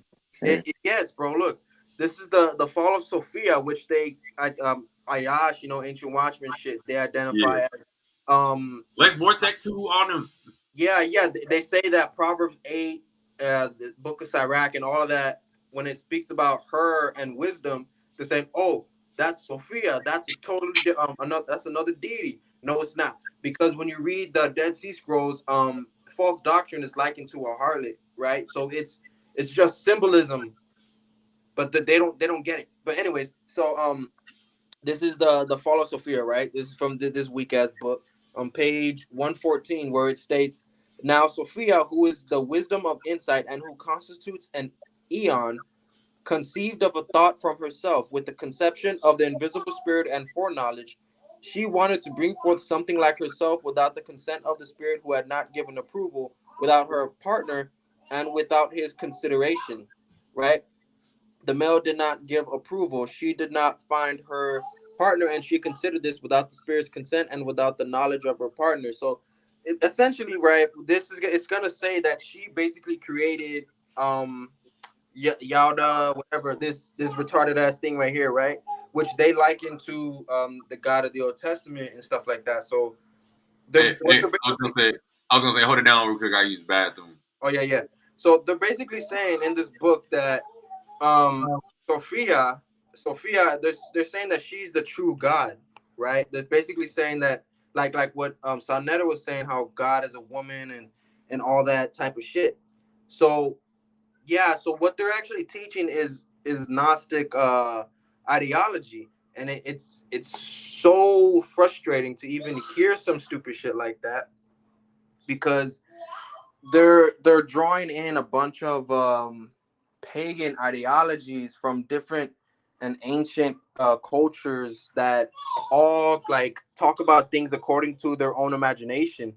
That's why like, for instance, in the Babylonian chronicles, like the Enuma Elish, You got all these other ancient texts like the Sumerian creation myth and all that, how it talks about 240,000 years and all that bullshit. They're only doing that according to their own imagination, and every culture has ideas like this, but they make it up, and it doesn't make any sense. So what they're actually talking about, and if people don't pay attention to it, they're and Sonetter, they're throwing it out there, but most people don't see that they actually are indirectly subscribing to Gnostic pretensions. And Nepal's same claims that she believes in Yahweh Shai, all blah blah blah, all this and that, right? Even the I think, if I'm not mistaken, some, where is it? I think in Galatians or some shit, it talks about beware of like false knowledge. Basically, in the Greek, knowledge is known as gnosis, right? And that's the prefix to the word Gnosticism. So even Nepal's own beloved Paul is talking against Gnostic pretensions and what Gnosticism is about. It's a very weird like set of beliefs, bro, and they are subscribing to that, but nobody sees it, and they probably don't even know that they're doing that, but their ideology aligns with Gnostic ideas, and all this shit that she's saying is just a culmination of drawing in too many different belief systems and ways that other cultures did things and trying to mash it up together. It doesn't make any sense. That's like saying oil and like she's trying to mix oil and water, and it is never gonna mix, no matter how badly you try. Oil and water would never mix. That's like putting goddamn what is it, jelly, trying to mix jelly with ketchup. Like it's not gonna mix. It's gonna taste disgusting. It's gonna look weird. It's even sounds weird. So whatever she's doing, all that shit she believes in, I guarantee you, she's subscribing to Gnostic thoughts. Come on, mixing the pure with the profane. Come. Right? Exactly. No, exactly. I wanted to say that yeah, the Most High's first creation was wisdom, right? Come. Exactly. So the whole bro. idea of that whole mother goddess thing is foreign. You know what I'm saying? Like the Most High's always taught to us in the Tharwah through the idea that the Most High was the our power. You know what I'm saying? The Torah was our mother, and that we were the children. So Exactly, bro. when it I don't. It's just like you said. It's Gnosticism. Maybe they don't know that, but they're ascribing to these things that are always counter the scripture. You know what I mean? And I did have some verses here in Deuteronomy 12 that I did want to get out. I'll go ahead, bro. I'll pull it up because I had a couple more verses because she was gonna say something about Leviticus 26, and I was gonna go into it. Huh. Oh, you said Deuteronomy 12. Deuteronomy. You can start at verse 15.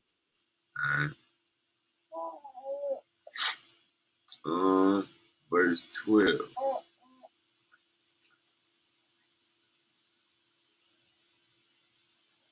Did you want to read it, bro? Or you want me to read it? Actually, let's start at verse 23. 23. Yes.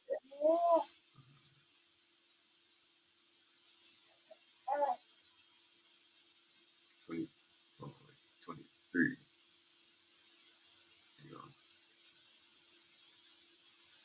Okay. I'm gonna read it from my book here. 23 through 26. 26. Yeah. Oh, I got you. I don't know what that. So okay, it says only be strong not to eat the blood, for the blood it is the life, and you shall not eat the life with the meat. You shall not carry it, and you shall not pour it. You shall not eat it, and you shall pour it onto the ground like water. You shall not eat it in order. I was gonna say stop right there real quick. So we went over this earlier. Oh, I gotta sneeze. Oh, it went away. What did this word right here? What does shafak mean? To pour out. Right. To empty out completely. kamayam, like water, right? The tha, which means you, shafakana, ka mayam, right? Shall spill it or empty it out like water. It's like, come on, bro. Exactly.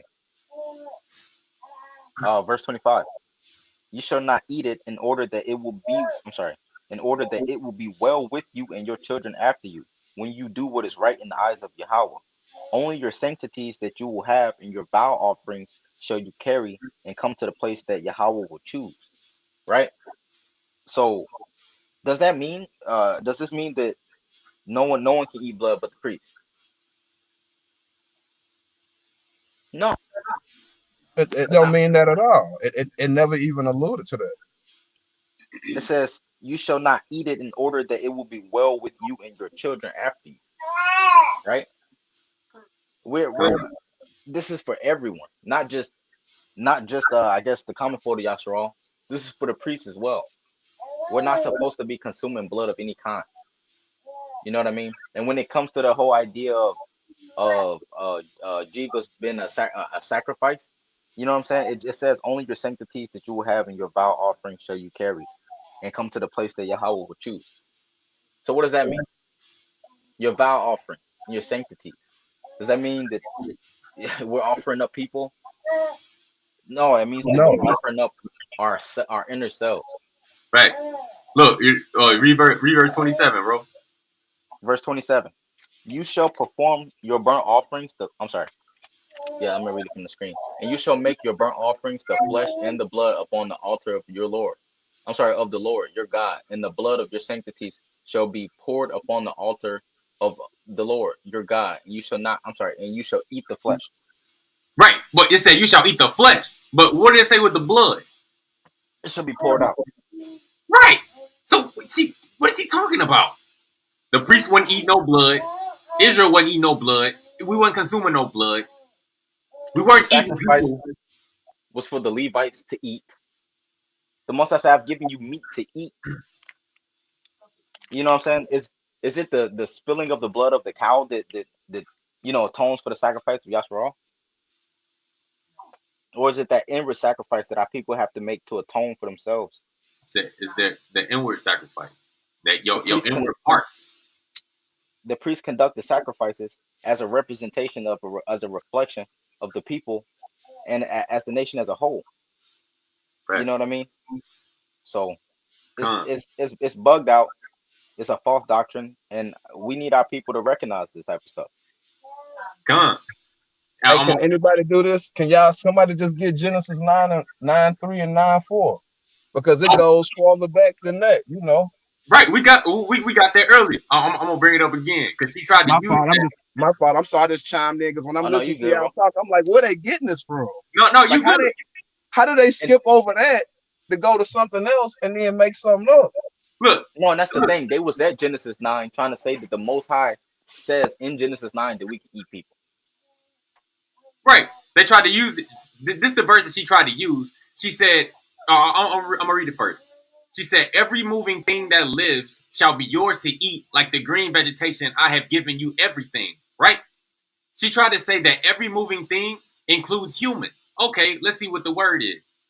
The word is, brother Ryan, you know the language? I'm still studying. I'm trying. Okay.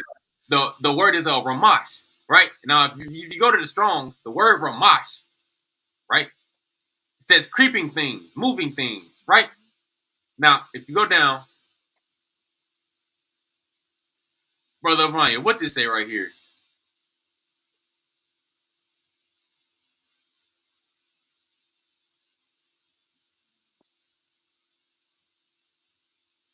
Oh, you there, brother? Yeah, I'm sorry. I'm still on me. It says of sea animals, gliding animals. It says moving things of all animals compared to creeping things. Dude, did it say humans? No. Exactly. So they tried to use that I got word. another question. Go ahead. I got another question. Brother Vanya, are you a creeping thing? No. Hey D, are you a creeping thing? No. I thought we was Jeremiah the image. X. No. Are y'all creeping things? Supposed to be the image of God. Exactly. We're what? We're upright, walking, forward facing, right? Right. Right. Exactly. right? Now if you now if you got this bugged out doctrine and you in Egypt, your belly is stuck to the dirt like a snake, right? Which means like the snake also means like nakash, which is copper. It's like a spell on like enchantment, right? That's in Psalms. It said our bellies are stuck to the earth like a snake. You got this bugged out doctrine. Well, which But means wait like a minute, I actually like heard lower y'all say degree. I heard y'all say she used Deuteronomy 18. I don't even have my sword with me. I'm going off memory. But She ain't doesn't Deuteronomy even go back to the practices of Egypt? We're even, forbidden to do that. you broke up a little bit of volume.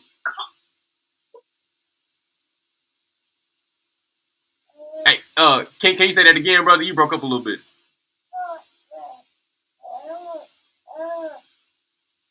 I think he on Um, I think he yeah.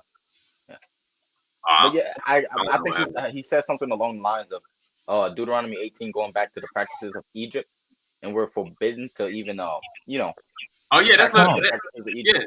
yeah. That's Leviticus 18. It says, "You shall not do as the Egyptians, and you shall not do as the Canaanites."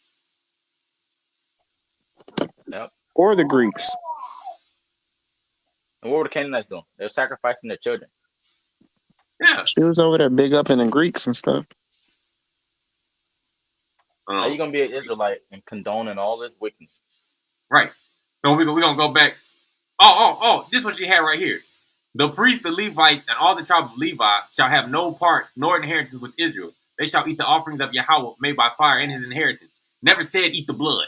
But I'm gonna continue because I think she's gonna bring out Leviticus. If she don't, then I'm gonna go to it. I'm gonna go into it Hold anyway. on. Did what chapter and verse was that again? The one she was reading, Yeah. it was Deuteronomy 18 verse 1. And what? Oh my God, bro. This one right here.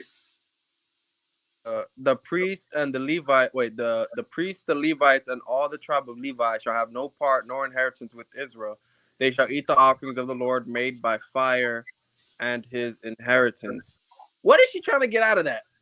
She was trying to say that the priests were permitted to drink and eat blood. No. That shit. What? Just off the first verse alone, she assumed that. That's so goddamn. That's retarded. That's what I'm saying. But the verse she brought out before that was it? So I don't remember what it was. Oh, it was this one.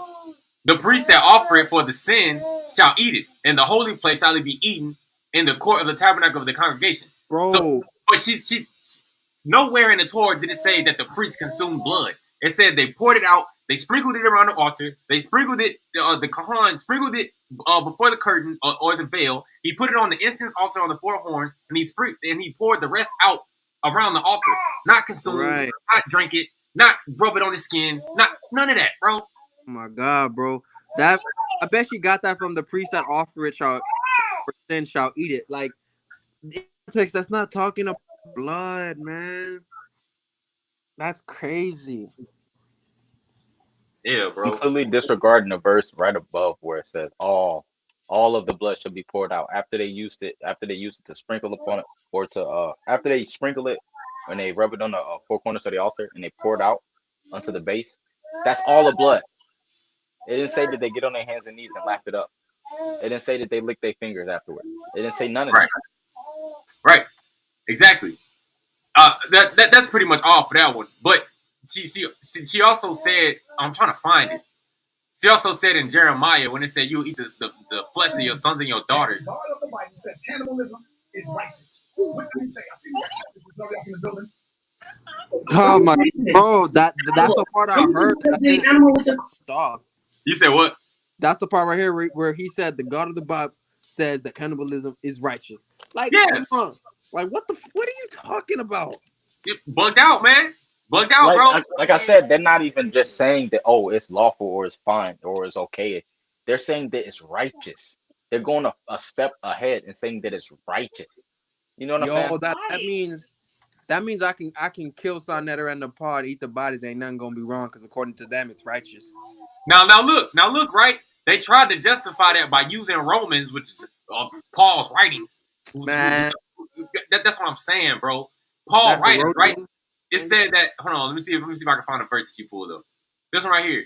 It says, "Because the law worketh wrath, for where no law is, there is no transgression."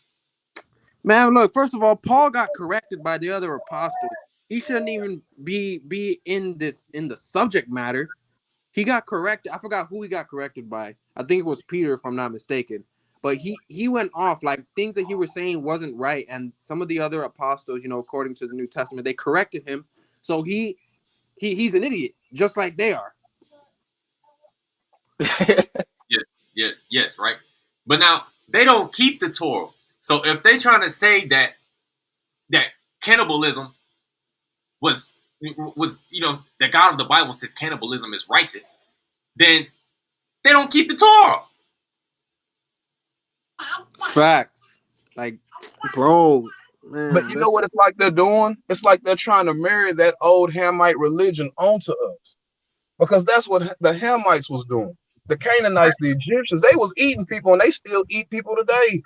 Right, Yeah. right. Now, Exactly. Watch this. Watch this. Hold on. I gotta pull it up. Real quick. Hold on, bear with me.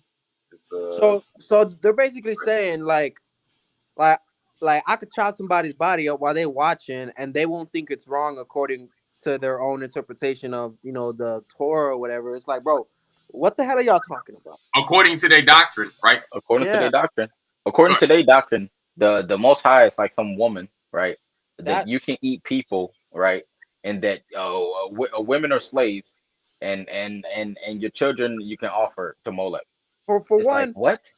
bro, like, and it's crazy that they talk about that slave stuff, because that word slave, right? It's all throughout the Torah. Like, it's in Genesis 9. It's used both in a negative and positive connotation. Is it And a ma? yeah, like the word slave can also be No, meaning a servant, yeah, and that it's itself. a abad. Yeah, yes, exactly, yes, that word. It has both a positive and negative connotation depending on the context you use it in, and depending on the book, chapter, and verse that you are using. And so they don't pay If attention. I'm not Yeah, mistaken, the word for a female servant or maid servant is completely different too than the word for like a laborer or slave. Con. I can't think of the word off the top of my head.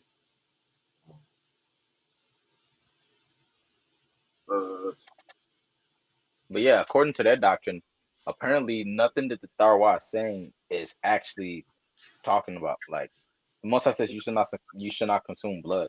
Any man who sheds the blood of man shall require it of him. Apparently that means you can eat people. That's ridiculous. Yeah, bro, I'm gonna keep saying it. It's bugged out. But also too, this right here, right? It says cannibalism, also called anthropophagy, eating of humans by flesh. Right, the term is derived from the Spanish name cannibales or canibales from the Carib or West Indies tribe, well known for its practice of cannibalism. Right, this is a widespread custom going back into early human history. Cannibalism has been found among peoples on most continents. Right. I want to skip down to something.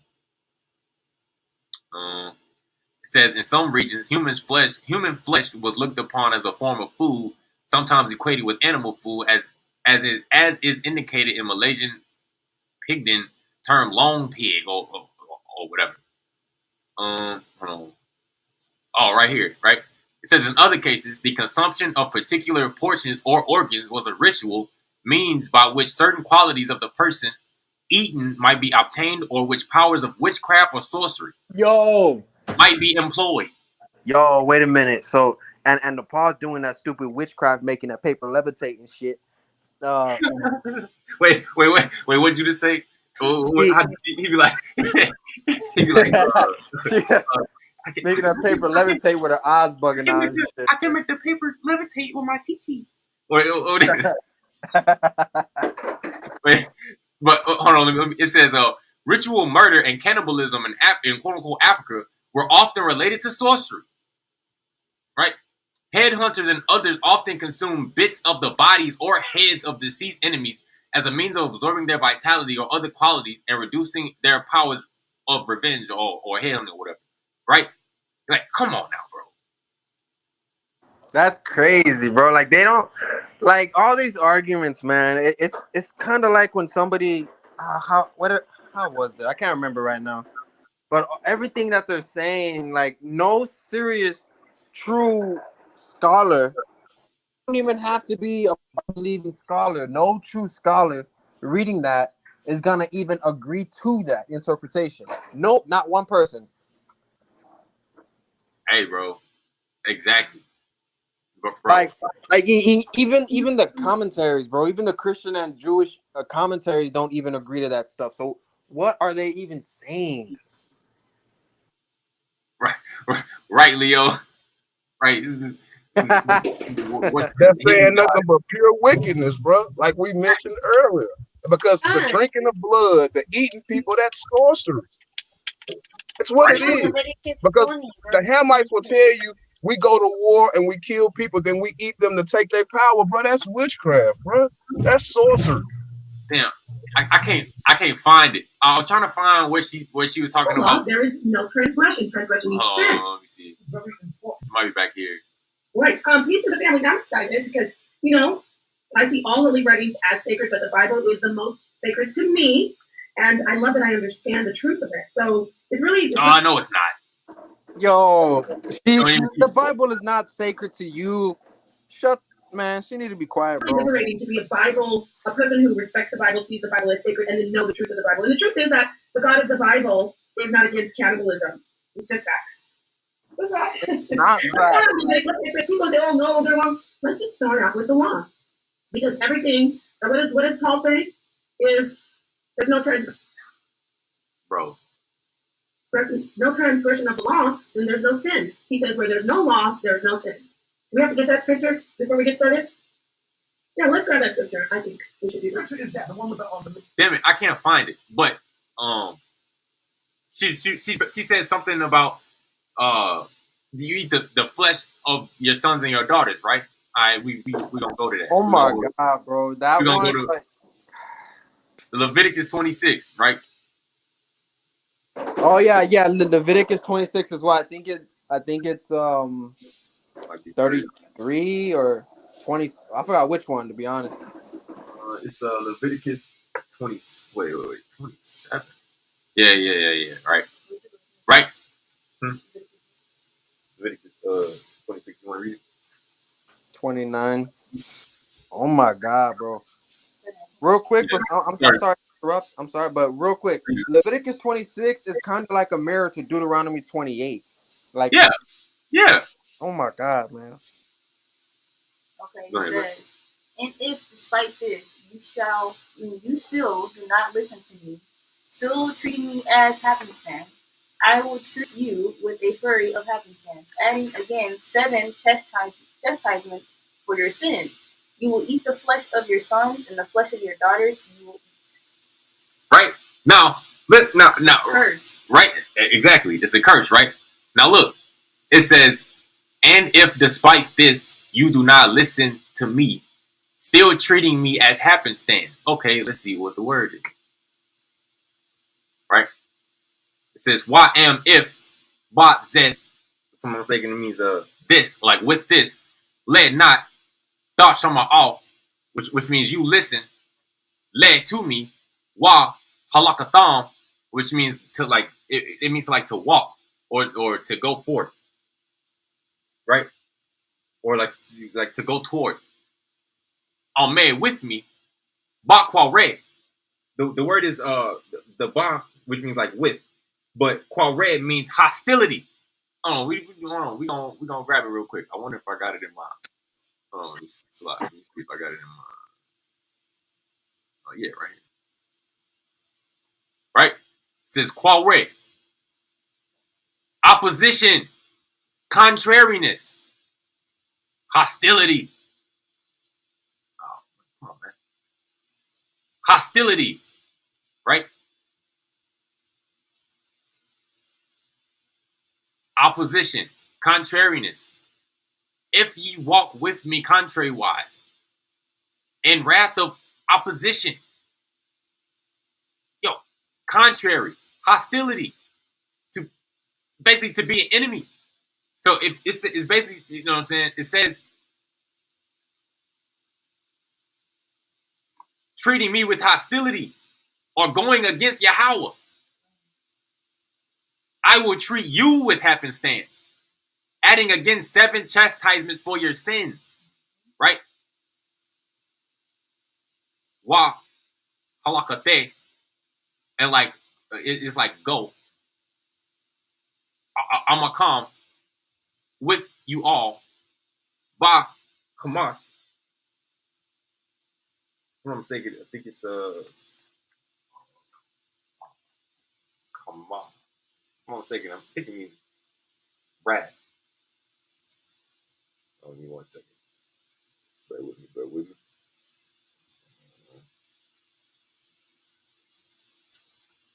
Salak. Salak.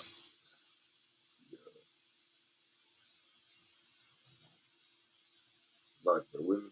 Bear with me. Yeah. Kama. It also means anger or poison or like furious, rage, wrathful, heat, like a fever or anger. It also means to be hot. Kama, anger, fury. Qualre, an anger, fury of hostility. Right? So, like, come on, man. And it also says, Shaba'ah al Kateyakam. 7, right? What, Kiana, what does 7 mean? 7 means to swear. Right? 7 means completion. Right? Fact. It means completion. And what do it mean, Kiana? Swear and oath. They can't hear you. Oh.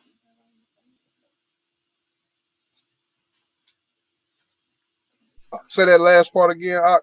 No, Kiana was about to bring out something. Yeah. I was like, they can't hear you. My bad. 7 times. 77 a week, 7 days a week of years to swear, to promise with an oath, to cause to swear an oath, adjure with implication, curse, to become filled, satisfied, fulfilled, filled, complete. Right? Right? It said again 7 times for your sins. It means to swear an oath. Like, like this is going to happen. Right? You will eat the flesh of your sons and the flesh of your daughters. You will eat. Right? Now, let's see. Let's go back up.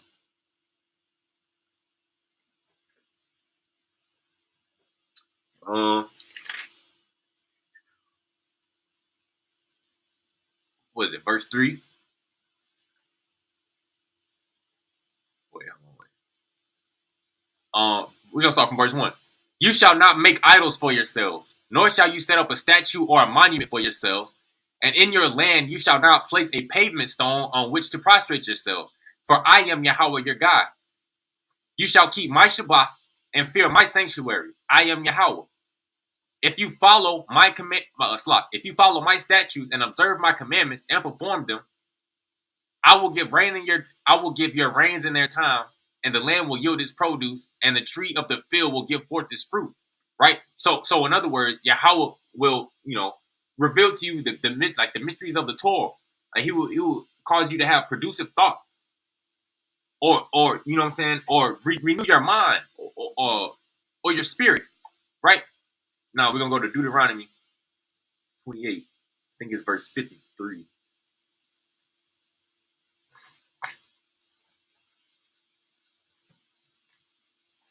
Actually, I'm gonna start at verse 1, right? It says, and it will be if you obey Yahweh your God to observe, to fulfill all his commandments, which I command you this day, Yahweh your God will place you supreme above all the nations, right? And all these blessings will come upon you and cleave to you if you obey Yahweh your God, right? It said obey, right? It says all these blessings, right? Okay, now we're gonna go down. Right, all the blessings if you keep the Torah. It's a lot.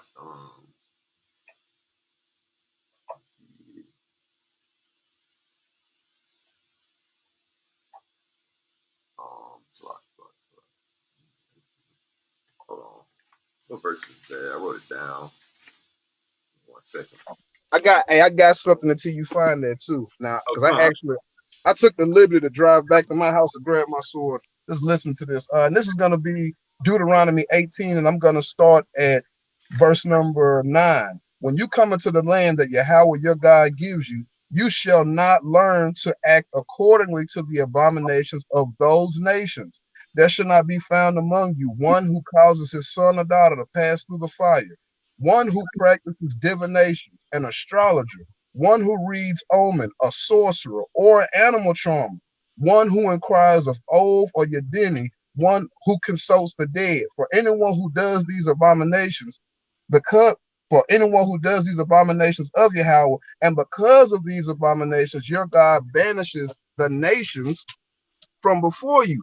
What I'm pointing out is that those same people that they're uplifting, they got destroyed for doing those things. Facts. Exactly.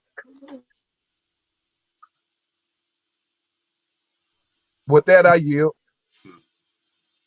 Come on. And then Deuteronomy 15, right? It said, right, I just read about the blessings, right? Verse 15. And it will be, if you do not obey Yahweh your God to observe to fulfill all his commandments and statutes which I am commanding you this day, that all these curses will come upon you and overtake you. It says all these curses, right? The word is, I wrote, if I'm not mistaken.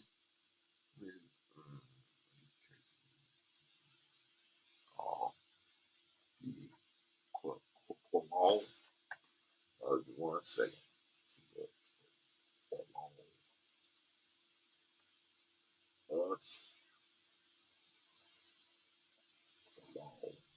Hey, Oh, come on, bro. has anybody brought out Leviticus 19? I don't think so. So you go to Leviticus 19 and bring out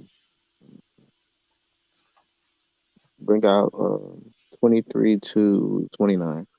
Come, I got you. The word is qualal or qualala, which means a curse, a vilification, right? Yeah, but it means like a cursed or curse. It also means to be or make light or easy, trifling, vile, a curse, despise, right? So all these curses will overtake you. You know, you shall be cursed in the city, and you shall be cursed in the field. It's kolal, right? But you also got, it says you shall be cursed. Also, the word is erawar. This also means cursed, erawar or accursed, right? Now we're gonna go down. We're gonna go down to 27. 27.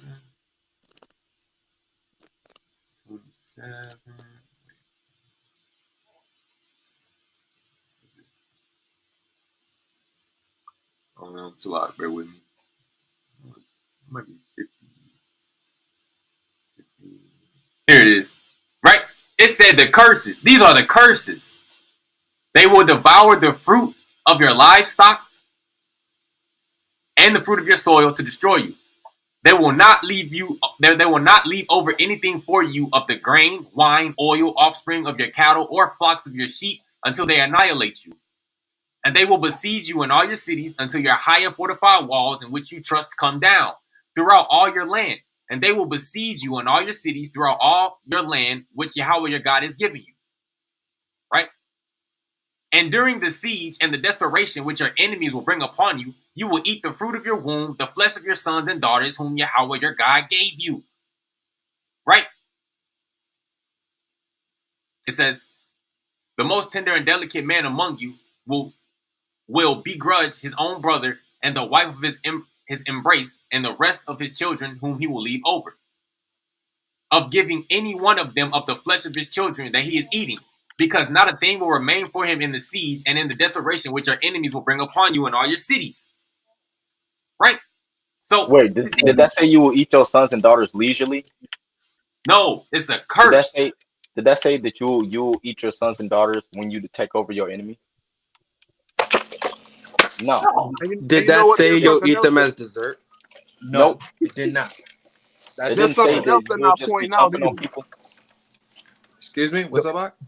I'm gonna say the one thing they're not pointing out, because we always got to keep this in a modern idea. When you're, this is a scientific fact, when you're starving to death, you start to lose your mind. Right? What will you not do when you're in your right mind? That's facts. You Also, ain't gonna eat nobody.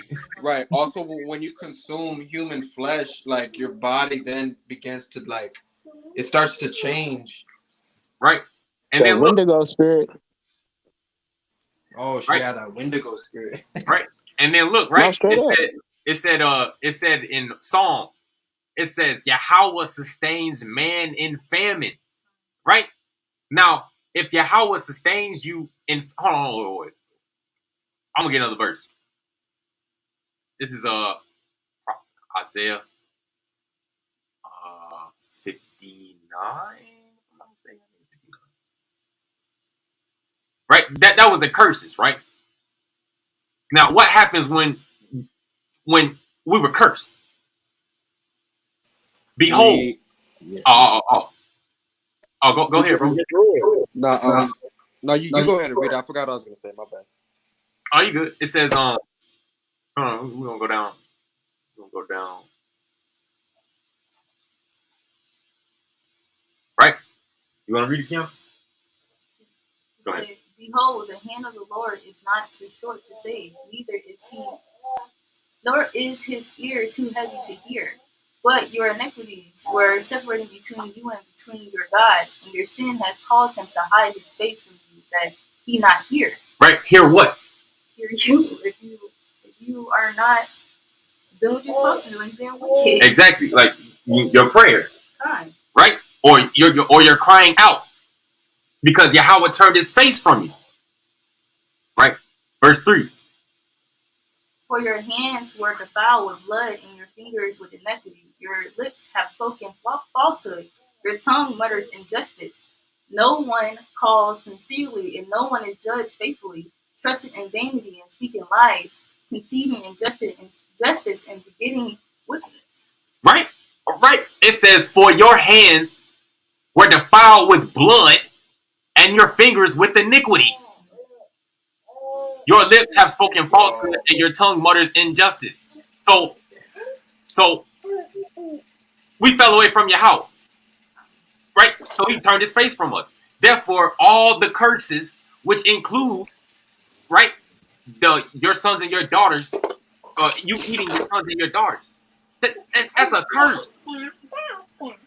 Bro, this is why she's running, cause she knows damn well if we get her on a panel, she gonna start talking that dumb stuff, and we just gonna bust out scripts left and right like right hooks.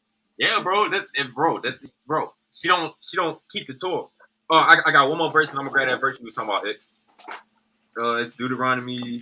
Oh wait, it was Deuteronomy. It was Deuteronomy 20. Oh, sorry. It was Deuteronomy 27. Deuteronomy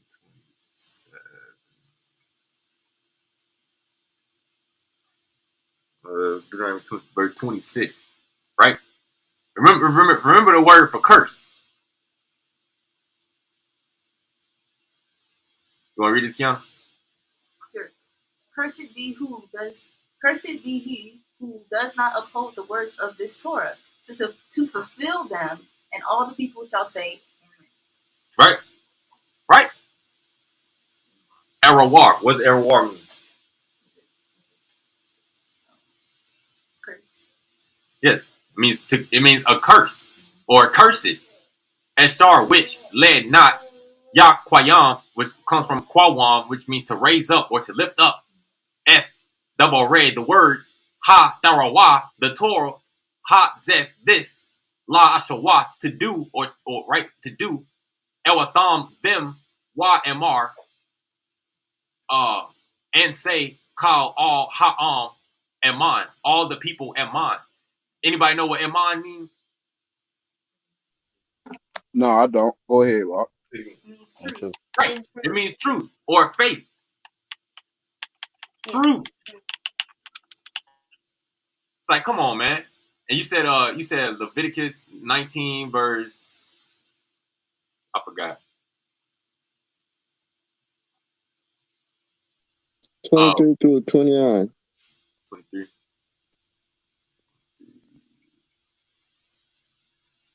Did you want to read it, bro?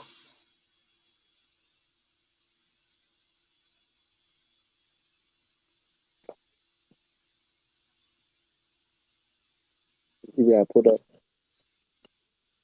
Yeah, it's up there. All right. Let me know if this is low. I'm having audio problems, so I haven't really been able to talk. Leviticus 19:23 says, when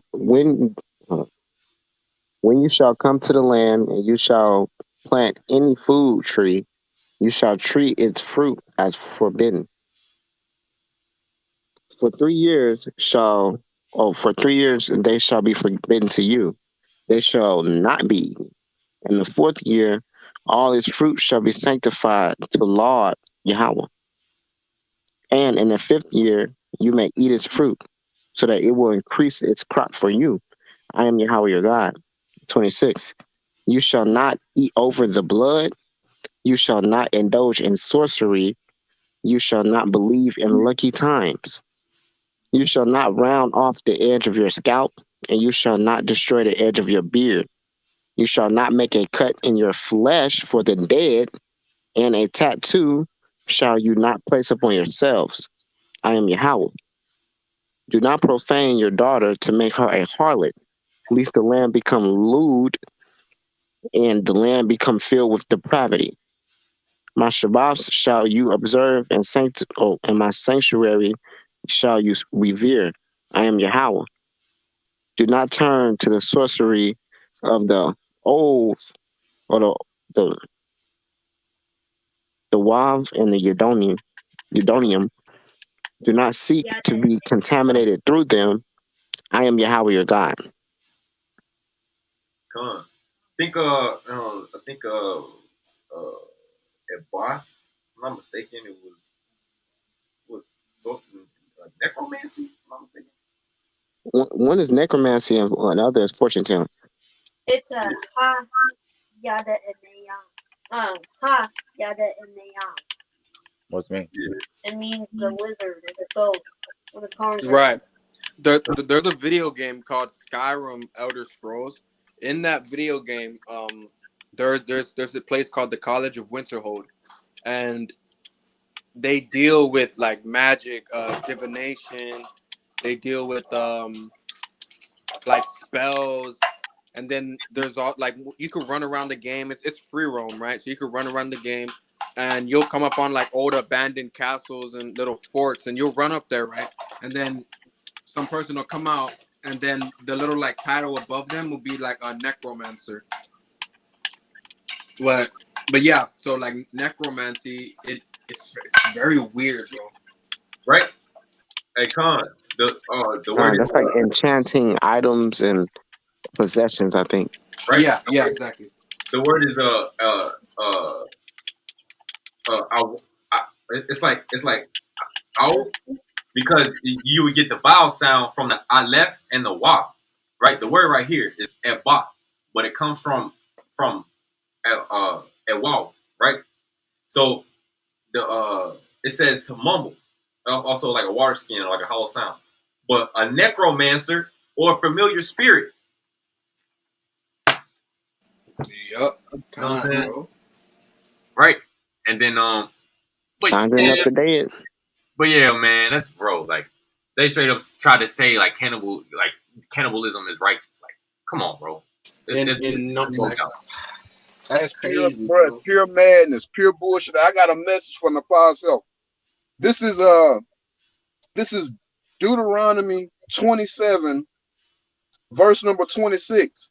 Accursed is the one who will not uphold the words of this Torah to perform them, and the entire people shall say amen. And I got a precept for that.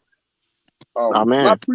My precept for that is going to be Ezekiel 11th chapter, verse number 21. But those whose heart follow the heart of their own detestations and abominations, I will place the consequences of their way upon their head, the word of Yahweh Elohim. With that, I yield. Right. You know what I'm saying? Straight up. Facts, bro. It was it was something else I wanted to hit on too, right? So we done with that video. The next video is short, right? This when she was on Judah channel, she was saying some crazy, you know what I'm saying? So, Oh, I know what you're talking about. The 7 Hathors. bro, watch this, My bro. God, bro. Like, when she was saying that, like I didn't even notice Judah was live till like a few hours later, and it was already over. When she said that, I immediately like paused the video, got out, went to Google, looked up the 7 Hathors and all of that, and then looked up the specific verse and chapter that she was talking about. It makes Right? no sense. It had nothing to do with what she was saying. Nothing, bro. Nothing, bro. I'm gonna put up. Hold on, I'm gonna do. Oh, I gotta. Oh, that's not it. Here it is.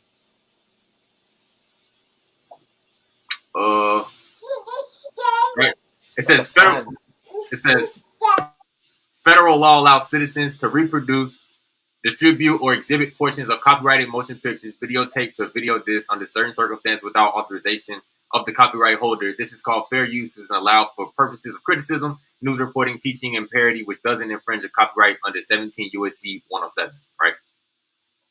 Now let's go ahead and get into it. Screenshot me when it's unattractive. No, that's up from a live stream. I look better than any bitch. I'm gonna speed it up a little bit. Don't talk of me. I look better than any bitch. Yeah, you're mad because you're mad. You have to lie. You take these pictures. Look at that. Listen, you take these screenshots. Well, whatever. Everybody knows what I look like. I was at a debate with Gorilla Hebrew, looking better than any bitch on your channel. So if you want to see me in person, anybody, you could take this bald-headed bitch looking down, a post picture, or you could go to me and screenshot me on an interrupt right here. You grab me when it's like I'm looking crazy or something. But I look. Wakanda. Yes, you take the screenshot of something when you're fat. Wakanda. That picture where I'm like my mouth hanging off. Listen. I'm like asking you. Listen to me. See this picture right here? This picture? It's not doctored. It's not screenshot of me mid with my mouth hanging open. I'm trying to skip it up. It's not anything. You're mad because I look good. I'm smarter than all of these dirty bitches over here. You're mad. And I kicked you to the curb. You have an ugly ass Japanese toothless wife. Now, yes, look at this bald headed bitch in this picture.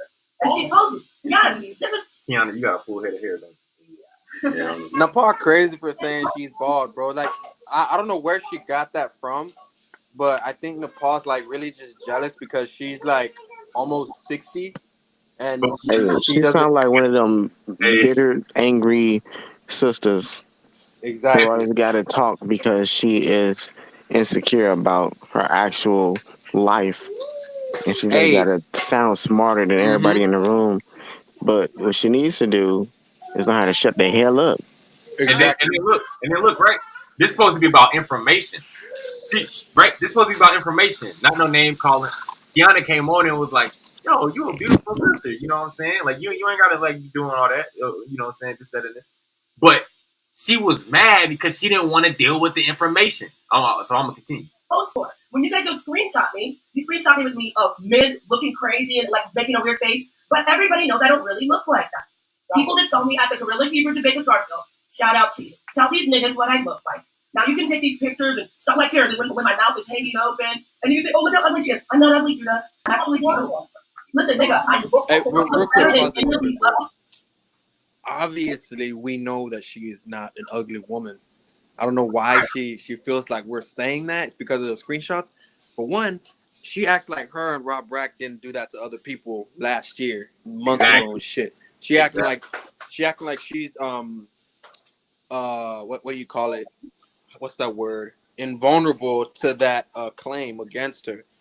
She knows damn well she ain't innocent from that. So for her to go and do that and try to say you take screenshots of me, like she acting like she wasn't in cahoots with Rob Brack. What was it last year around? If I'm not mistaken, around November, September, October, doing that type of stuff. But hey, you know what's funny? I'm the one that took that screenshot. I know.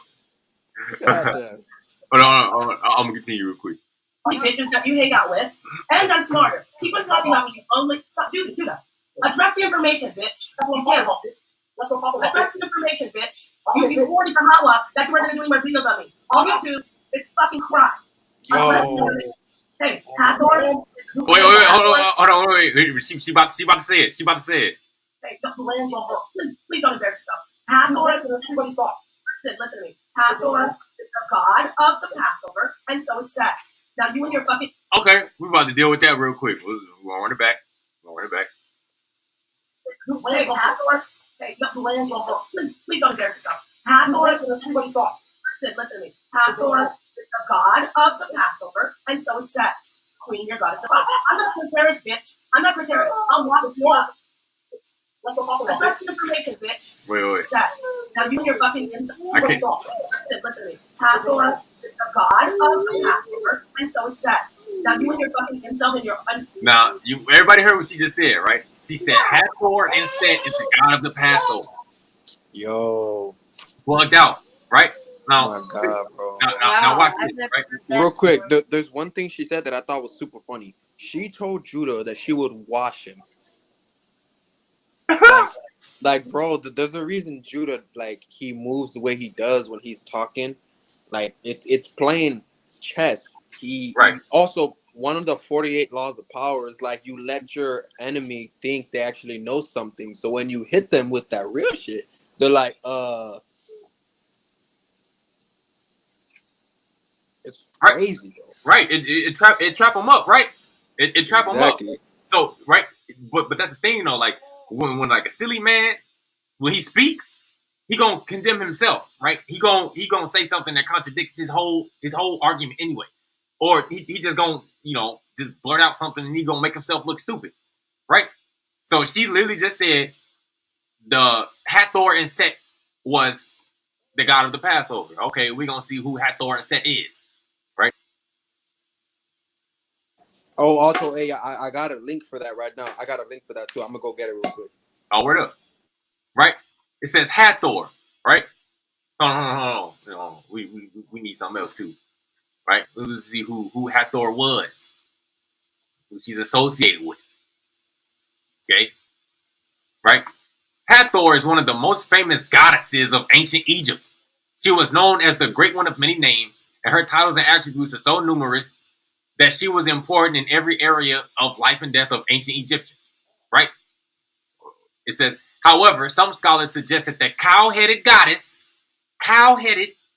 which is an animal, which is idolatry, depicted on the tablet, in fact, Bat, which was an older Egyptian god, an ancient cow goddess who was largely absorbed by Hathor or Narmer himself, right, which was a pharaoh, right?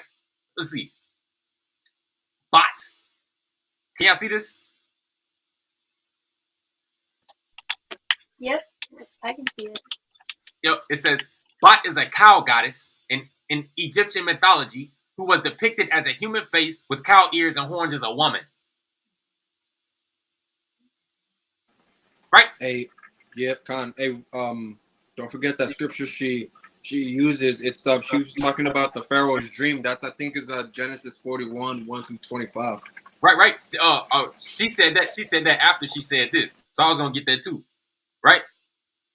It says she was originally a personification of the Milky Way, which was considered to be the milk that flowed from the udders of the heavenly.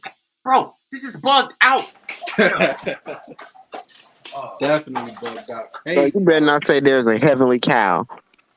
She probably believes it. I'm telling you, this lady's on some crazy stuff. Bro. A Right. heavenly cow? Are you serious? Now, Yeah.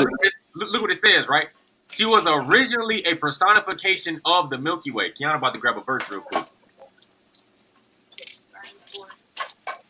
That's crazy, bro. Like, Right. oh my god. And then when you read that, and then you read Genesis 41, 1-25, it has nothing to do with that. Literally, the Pharaoh's dream, the 7 years, or the 7 cows, or whatever, right? Part of that represents 7 years of prosperity and plentiful harvest. And then the following 7 years, if I'm not mistaken, correspond to the 7 years of famine. It has nothing to do with no goddamn Hathor. Right? But it was actually 14 cows.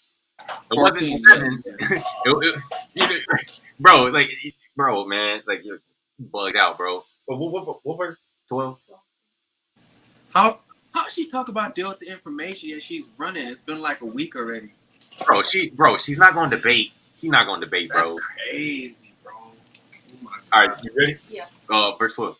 It say the Lord spoke to you out of the midst of the fire. You heard the sound of the words, but saw no image, just a voice. Wait. Okay, look. Right. Read verse 12 again. The Lord spoke to you out of the midst of the fire. You heard the sound of the words, but saw no image, just a voice. All right, no, we're going to go back to here. Right? What does this say? However, some scholars suggest that the cow-headed goddess depicted on the palette is in fact Bats, an ancient cow goddess who was largely absorbed by Hathor or even Narmer himself. It's idolatry. Now we go back to Deuteronomy. Read it again, Kim. The Lord spoke to you out of the midst of the fire. You heard the sound of the words, but saw no image, just a voice. So what's that saying? Just a voice, there's no image. Right. Now, go ahead and continue. And he told you his covenant, which he commanded you to do, and the 10 Commandments, and he inscribed them on 2 stone tablets. And the Lord commanded me at that time to teach you your statutes and ordinances, so that you should do them in the land to which you are crossing to possess. Right. Now, hold on. We're gonna skip down. No, just keep going. 15. We're gonna go all the way down. We're gonna go all the way down to 19. And you shall wash yourself very well, for you did not see any image on the day that the Lord spoke to you at Horeb from the midst of the fire. Lest you become corrupt and make for yourself a graven image, the reputation of any form, the likeliness of male or female. Now stop. Right? We're gonna go back. What does this say? It's too small, baby. You gotta make it bigger. I can see it. Well, it says Bat is a cow goddess in ancient Egypt, right? Who was depicted as a human face with cow ears and horn as a woman. All right, we're gonna go back. What does it say, Kiana? Verse 16. Lest you become corrupt and make for yourself a graven image, the representation of any form, the likeness of male or female. Right? They worshiping idols. All right. Go ahead, keep going, Kiana. Where did you say? 17? Yeah, 17. The likeness of any beast that is on the earth, the likeness of any winged bird that flies in the heavens, the likeness of anything that crawls on the ground, the likeness of any fish that is in the waters beneath the earth. Right. And lest you lift up your eyes to heaven and see the sun and the moon and the stars and the host of heaven, which the Lord your God assigned to all the people under the entire heaven, and be drawn away to prostrate yourself before them and worship them. Right? Now, what does it say? She was originally a personification of the Milky Way. And we're going to go back. Right? Hold on. I think it was something else in here that it said too. Hold on. So, bear with me. I don't know if this was the article. And bro, she was talking like she don't realize that when the Most High does come to enact judgment upon us, beauty and vanity is the first thing he says he's going to destroy. Right. Cause so she gonna be the first one to slip, fall on a rock, and be ugly as hell. I mean, that's all it And takes. look, and I know it's kind of messed up, but I don't think it's fair for her to claim that she looks good when she got fake ass and tits. Let's just keep it a book. She can't claim that she's all this and that when her body is altered. That's fine though, because that stuff only destroys you.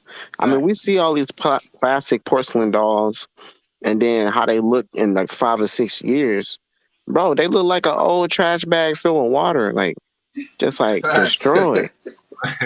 Yo, Exactly. he said porcelain dolls. Yeah, because they get all this fake everything that, like, damn, your whole body flammable because it ain't natural. Like, Plus, you can't even when your body's like that, you can't even really work out because of the pressure and that could pop, and then you'll be even more trouble because then you have to go to the hospital and stuff. But yeah, it's not fair for her to claim that when her body is altered and it's not natural. yeah, and she's risking her health to do the stupid shit. Facts.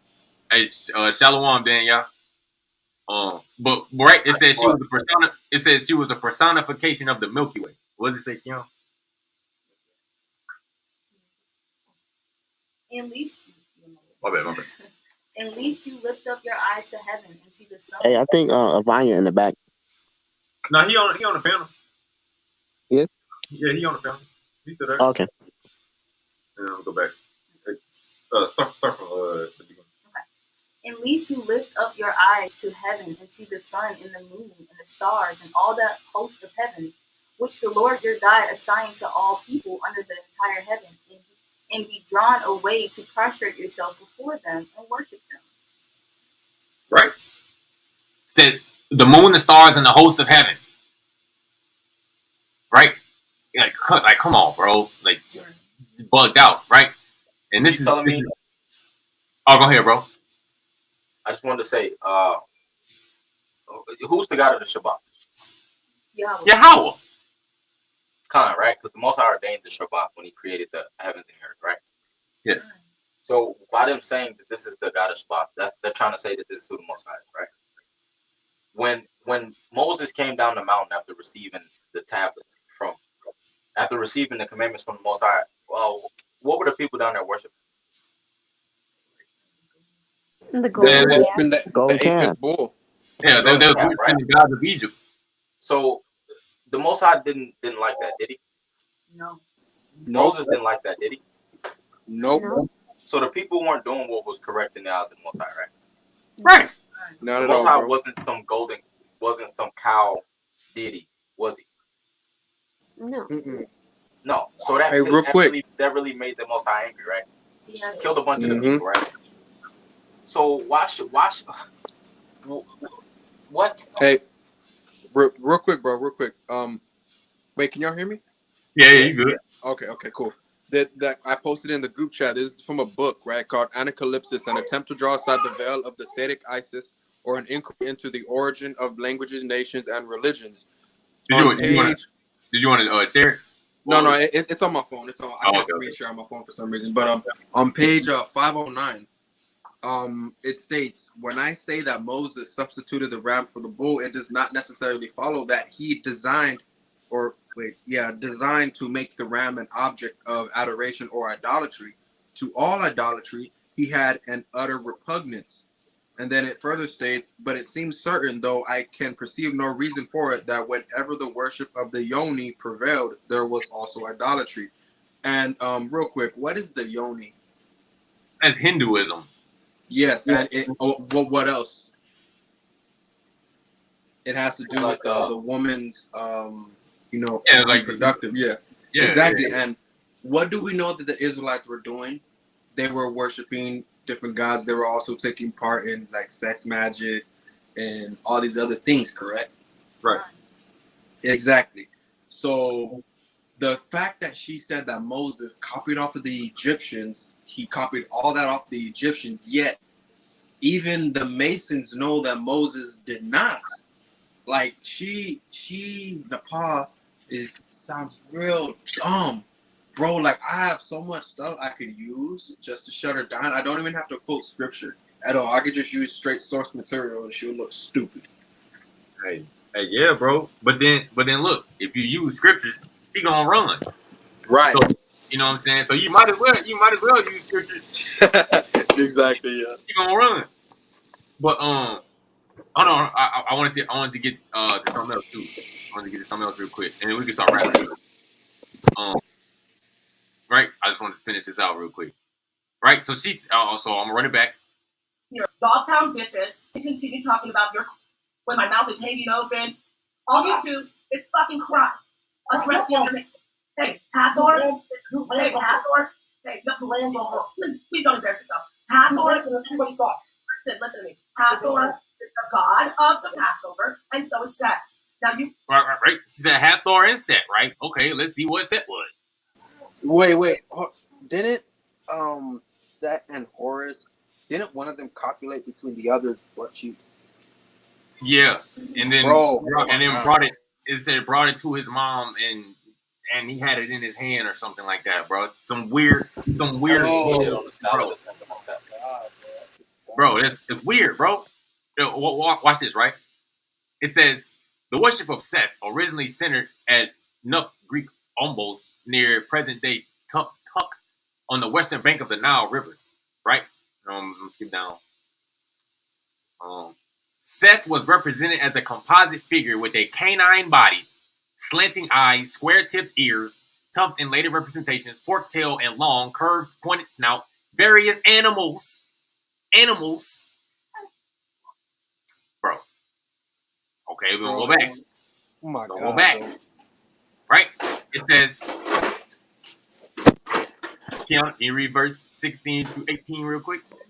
You should become corrupt and make for yourself a graven image, the representation of any form, the likeness of male or female, the likeness of any beast that is on the earth, the likeness of any winged bird that flies in the heavens, the likeness of anything that crawls on the ground, the likeness of any fish that is in the waters beneath earth. Oh, there you go.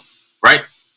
Including an aardvark, antelope, a donkey or ass, camel, fennec, greyhound, jackal, gerbil, long-snouted mouse, a copy, a oryx, and a pig. Yo, have been suggested as the basis for his form. Right? Right? Now look. Originally, Seth was a sky god. Lord of the desert, master of storms, disorder, warfare in general, a trickster, whatever, right? Now we're going to skip down. Oh, wait. I think I missed something. Something I was trying to get to. Oh, watch this. It says, Seth was worshipped. Wait. Yeah, Seth was worshipped at their capital of Beres in the northwestern Nile River Delta and was identified with the Canaanite storm god Baal. Right? They said crazy. Baal, right? Look, and it was something else that I wanted to get. I think it was this. Right? And and the Canaanites worship Baal. We're gonna get that verse in a minute.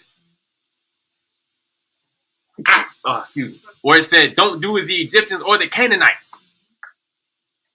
Now, we're gonna go. Where is it? I just wanted to get something. Oh, we all know they worship the heavenly host. Here it is.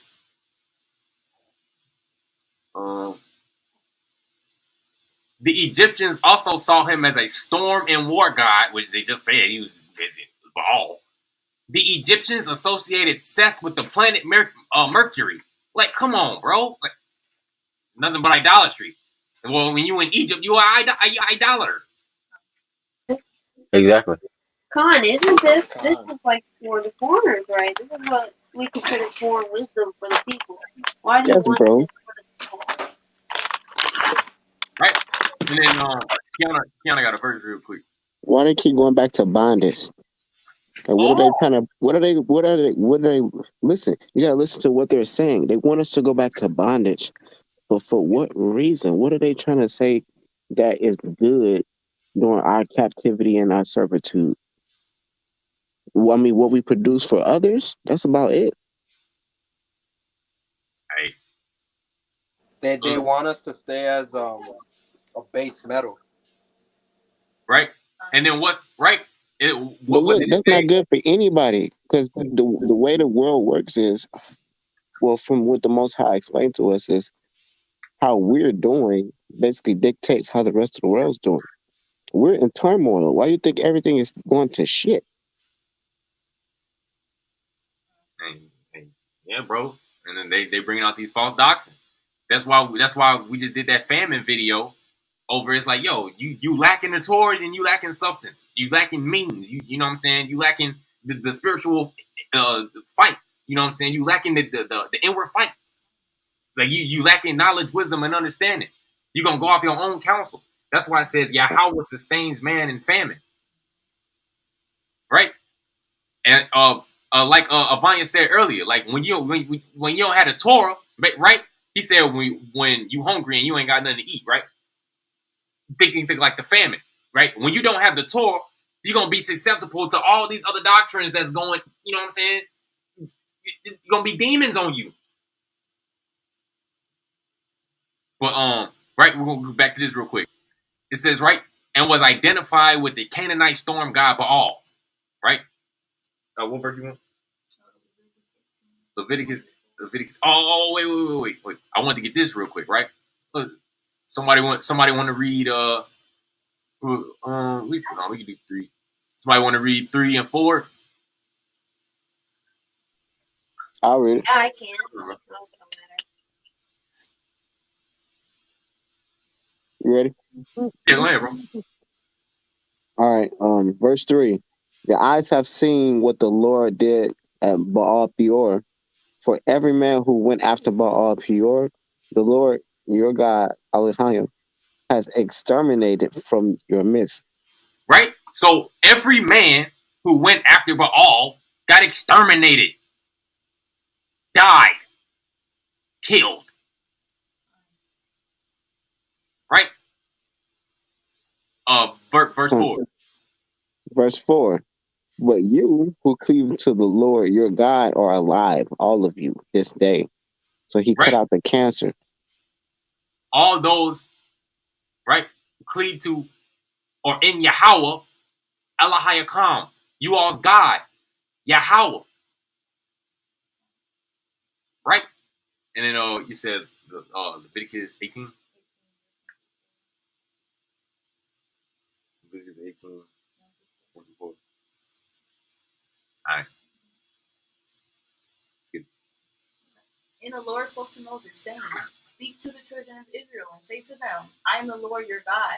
Like the practice of the land of Egypt in which you dwell, you shall not do. And like the practice of the land of Canaan, to which I am bringing you, you shall not do. And you shall not follow their statutes. You shall fulfill my ordinances and observe my statutes to follow them. I am Yahweh, your God. Right? It says, you shall not do as the Egyptians or the Canaanites. Right? So it ain't no Baal, it ain't no Hathor, it ain't no Seth, it ain't no Anubis, it ain't none of that. Right? Now, right now we're gonna go to Exodus 12.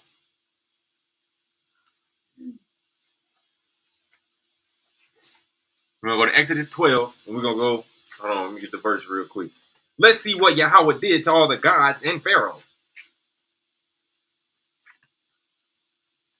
Since they trying to say Hathor and Seth is the god of the Passover. Yo, are you gonna go to the Exodus? Yeah, I'm going Exodus 12.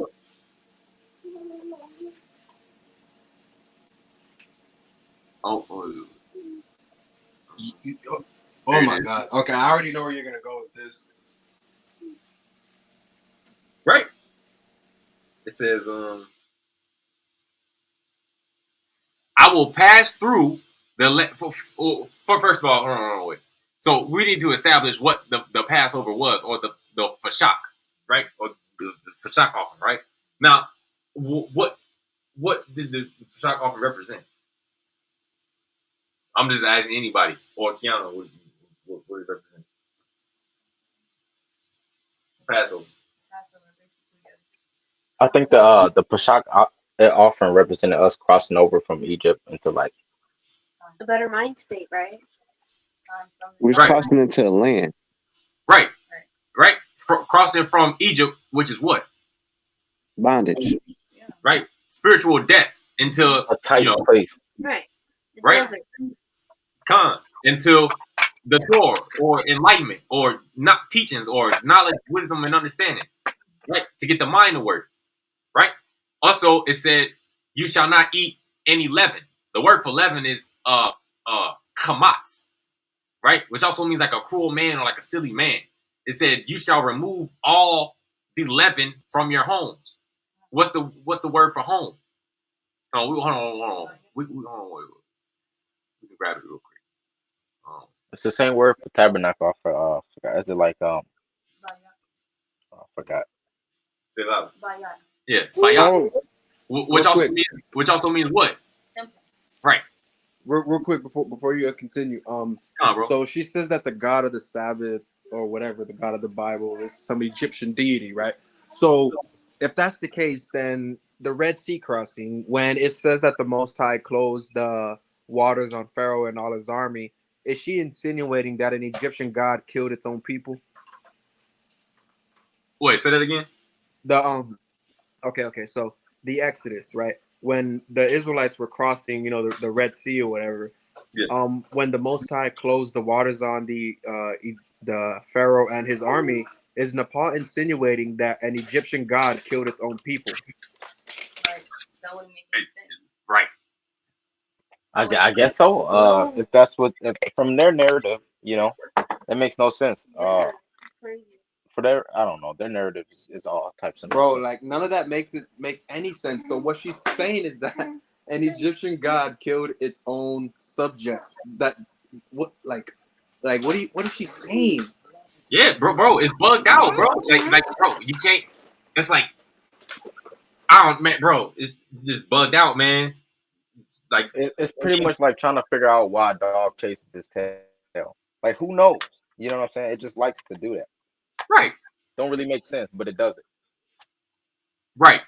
Right. Hold on, I want to get these verses real quick. So remember, we had to eat the bread without leaven, which is called. Damn, I lost my place.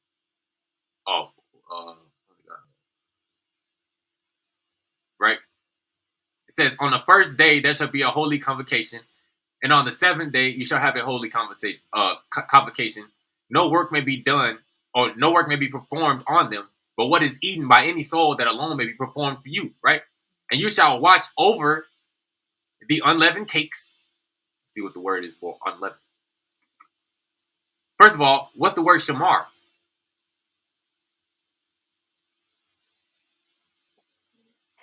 You got it?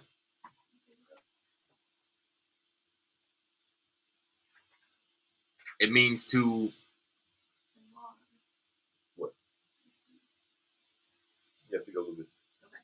Shamar. It means to hedge about, guard, protect, beware, be circumspect, take heed, keep self, mark, look, narrowly, observe, preserve, regard, serve, save self, sure, that lay, wait, or watchman. And also say preserve, setting of wine. Hold on. Right. Yep. Right. Well, it means to observe, or to guard, or to safeguard. When it says safeguard my sanctuary and my Shabbat, it means shamar, to guard. F with ha matzawat, which is the unleavened bread, unleavened, which also means it also means to debate, or to quarrel, or to strife, right? But bread lakam also means the inward fight, right? Says, "For on this very day I have taken your allegiance out." Are you good? Dang, hold on. Sorry. She hit my arm. Oh, it's down here. Oh, it was right here. It says, no, I was down here. Right here. It says, for 7 days you shall eat unleavened cakes, but on the preceding day you shall clear away all leaven from your houses. Right? All leaven, which is the word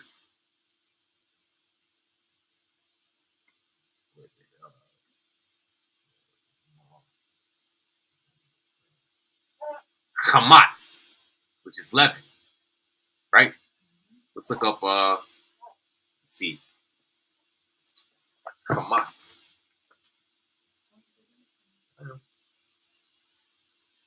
Bear with me. Give me 1 second.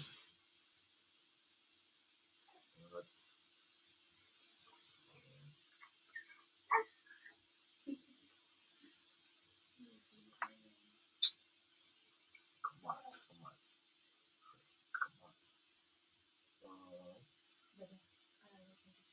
All right.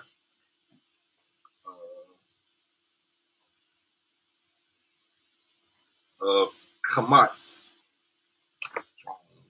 Oh wait, let me get this real quick.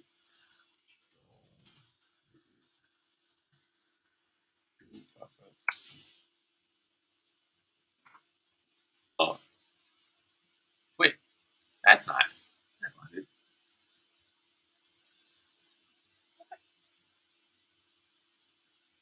That's not the word.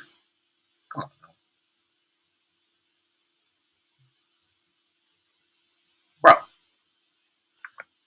want no Greek. Chametz. Right? Chametz. To be sour or leavened, right? It said it shall be removed.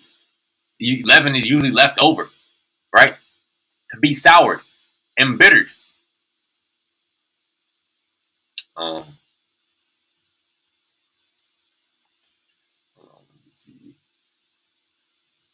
Strong. A cruel man. Die. Be grieved. Leaven. Be grieved. A cruel man. Right? So it said, remove it from your homes or remove it from the temple. Right? From your houses.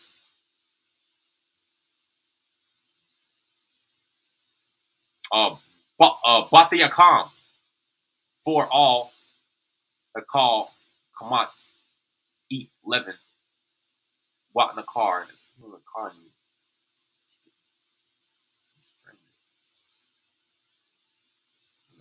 Not for wrong. Ha five. Ha away is my SL. My your mama dead. Ha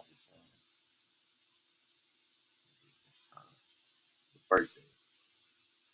But yeah, it says ma batiyakam. So it's like with and with you, like in you, like with you all's home, right? So you know what I'm saying, in your home, it's supposed to be removed, right? Remove all leaven from your houses, which is the leaven. I mean the houses also means temple, right? And then also there was a lamb that was supposed to be sacrificed, right? And you had to put the blood on the doorpost. What blood represents like similitude or likeness, right? So when you put the blood on your doorpost, it was so the destroyer or the Mashakayah, which is like the angel of death, would pass over, or pass over your home. But right. So remember, she said Hathor and Set was the gods of the Passover. So we're gonna see about that. Verse 12. I will pass through the land of Egypt on this night, and I will smite every firstborn in the land of Egypt, both man and beast, and upon all the gods of Egypt I will wreak judgments. I am Yahweh, or I, Yahweh, right? Ane Yahweh, right? And upon all the gods of Egypt. Don't say nothing about no Hathor. Don't say nothing about no Set. It says, I, Yahweh. I, Yahweh. But it said, I will smite every firstborn in the land of Egypt, both man and beast, and upon all the gods of Egypt. So that means Hathor, Set, Anubis, Ra, Osiris, Horus, all of them. Pharaoh is considered a god. Excuse me. Right? So, you know what I'm saying? And then I think she said some other bugged out stuff too. You and your fucking incels and your dog pound bitches can continue talking about your queen, your goddess. I'm not Chrysaris, bitch. I'm not Chrysaris. I'm walking to God. That's what Shabbat means to fail. Shabbat means to fail. Okay, you can fail. Can we show that picture? Yeah, what does Shabbat mean? Well, it does mean to like fail, but what does Shabbat mean? To rest. Also to cease or to sit, right? Or to sit still, right? Right? It's not the same word as Shabbat, is it? No. Okay. That's the screenshot of me with my mouth. You looking crazy. Oh yeah. Who are the seven cows in the dream of the Pharaoh, you dumb fuck? It's the 7 Hathors. Wait, we're gonna run that back. You're washed. You're washed. You're washed.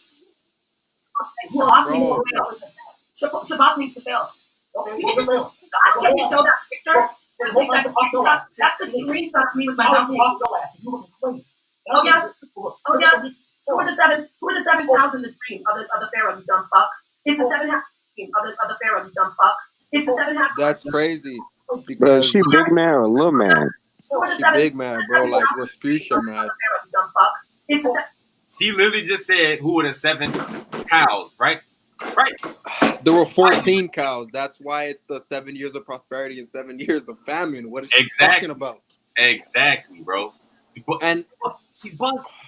Is it bugged out, bro? But you know what? I see why she's saying that, because you know, like Hathor is depicted as a cow or whatever, and then you got the 14 cows, which she thinks for some reason is only 7 cows, and she's just correlating that just based off the fact that it mentions cow. Like, first of all, she's reading it in English, right? And then look, right, right. She said 7 Hathors, 7. It was just 7 cities that Hathor was worshipped in, right? Facts. Look, the 7 Hathors were worshipped in 7 cities. Was Set, which is the original name, it's not Thebes. Iunu, on Heliopolis, Aphroditopolis, Sinai, damn, bro, Memphis, Herculeopolis, Herculeopolis, and Cassette. Bro, they may have been linked to they may have been linked to the constellations of Pleiades, right? Hey, it was real quick. Cities. Facts. Hey, real quick. What did she try to claim about Thebes? Bro, she tried to say that Thebes, well, the basket, or the ark that thing that Moses was in. Okay, it was like a box or an ark. The word is Taba. Yeah, she said it was Thebes. For one, like you said, Thebes is a Greek word, just like how Egypt comes from a Greek word.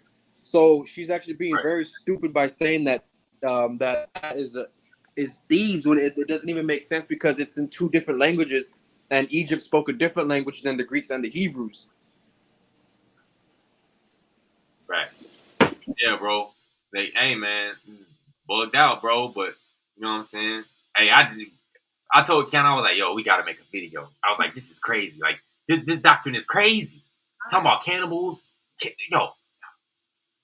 Yeah, it's bugged out. She tried to compare words because they got like the same first couple of letters or same ending. What? Like, it makes no sense. Just because it has like the same first letter doesn't make it the same word. Right. Doesn't make no sense. Bugged out, man. Bugged out. Right? But I mean, that's pretty much all. You know what I'm saying? That's pretty much all I wanted to bring out. And you know, Kiana wanted to bring some stuff out. So that's pretty much. We can start wrapping it up now. Good. I haven't heard any verse though. Okay, you want me to pull it up? Oh, it doesn't matter. it's an ending verse, you know what I mean? So, yeah, if you want to, it's Jeremiah 10. I'll put it up. Okay. Yeah, I'm gonna have to hop off my phone, about to die. Oh, come on, bro. Hey, you know what I'm saying? It's good to hear you on, bro. You know what I'm saying?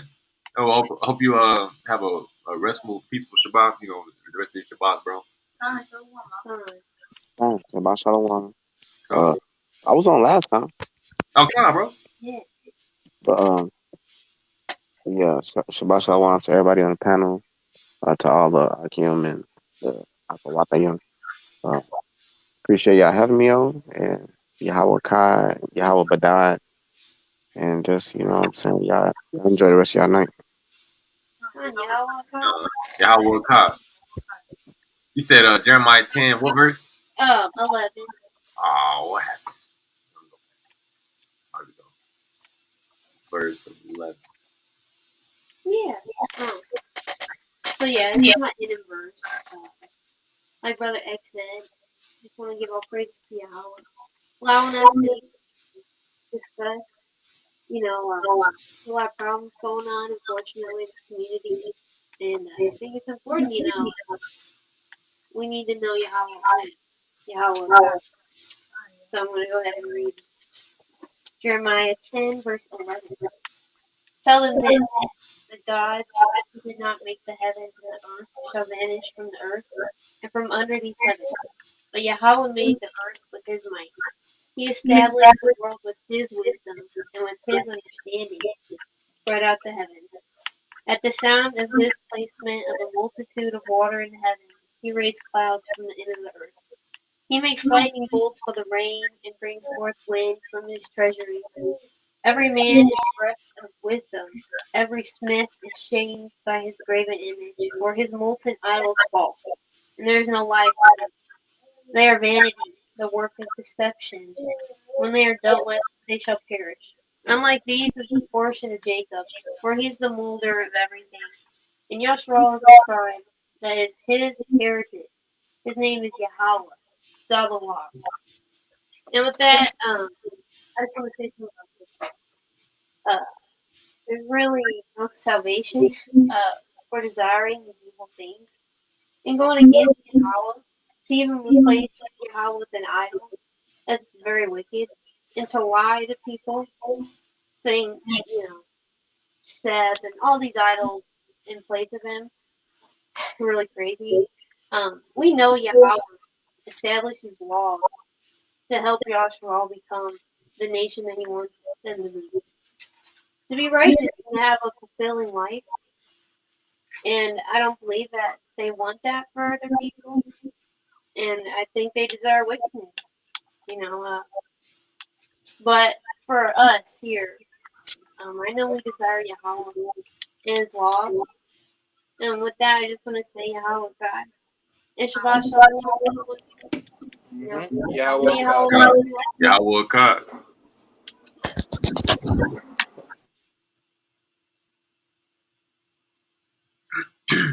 Hey, come on. Anybody else has one? Closing verse? I just want to say, like, yo, like it's funny because I realized, like, I'm not gonna be like probably like 2 minutes, but Judah, I remember, what was it, last year around August or September or probably July, there was a point where, like, you know, all that polite stuff was going on. Yeah. Judah put a curse on a certain group of people, but that curse he put on people trickled down like a waterfall going down, you know, like a water going down a stream, and it went to other people, and then it affected a wide range of individuals. And fast forward today, it has trickled down to even Nepal. So she's being bugged out. Her mind is like warped. I don't think she has the correct chemical balance. I think there is a extreme chemical imbalance within her brain. Her, I don't know where she gets her sources. She will never reveal that. But all her stuff is stupid. But I just want, you know, all praises to Yahweh God, bro. Hey, come on. Praise Yahweh, bro. But, yeah, hey, I remember when Judah did that curse, bro. And it's like, yo, they be saying some bugged out stuff. Those are demons, bro. Those are demons. Straight up. Facts. Con. I just wanted to say, Shalom, Shabbat Shalom to all the brothers and sisters. I appreciate y'all coming through and showing support and hearing what the brothers had to say here today. Like I said, none of this is personal or anything. All of it's Nah. based off the script. All of it's based off the words that's coming out of their mouth. You can hear it. You know what I'm saying? They don't just Yeah. conjure wickedness over there. They like uphold it. So anything against the Tharwa is okay with them. So hey, look at little man. But Yo, like shalom to the it's brothers okay, and man. sisters. And Hey, look, you said it's not personal, but for me it's personal. So she gets no respect, no none. no restrictions for me talking shit to her. If she hops on Judah's panel and we're on there, I'm going to talk shit to her. I promise you this. There will be no respect. Nah, I mean, well, for some people, I understand it, but as far as the doctrine goes, we really wanted to show the people why it's false. You know what I mean? Exactly. Sometimes brothers and sisters who are not as privy to the understanding, they'll hear these things and they'll be like, "Is this really what this means?" And it's like, no. What we're doing here today is really showing through the scriptures and through just the amount of knowledge that we have at our hand why these things are incorrect. You know what I'm saying? So HOK over there, they be upholding some BS. You know what I'm saying? We're trying to uphold the Tharwa. And brothers and sisters out there, don't be discouraged. You ever hear stuff like that? Challenge it. You know what I'm saying? Try to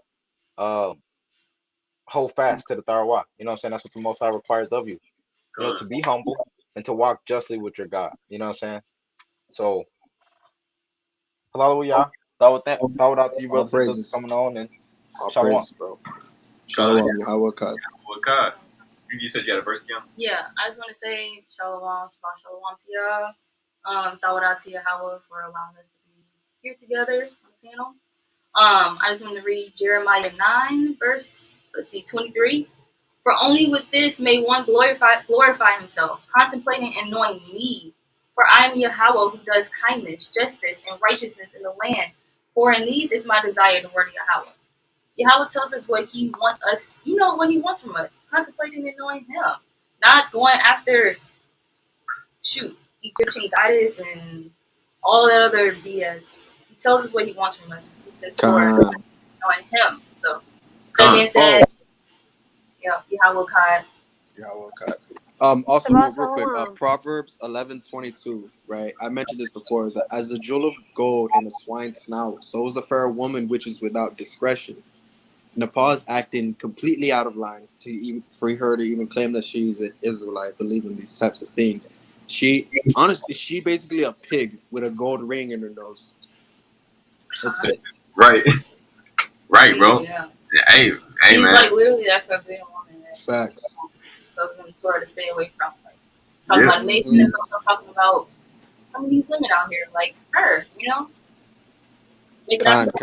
Trying to teach our people that, charging them to teach them BS. Like, when she get, man, bro, while we was on it, she still didn't pull up no swords trying to show Shabbat.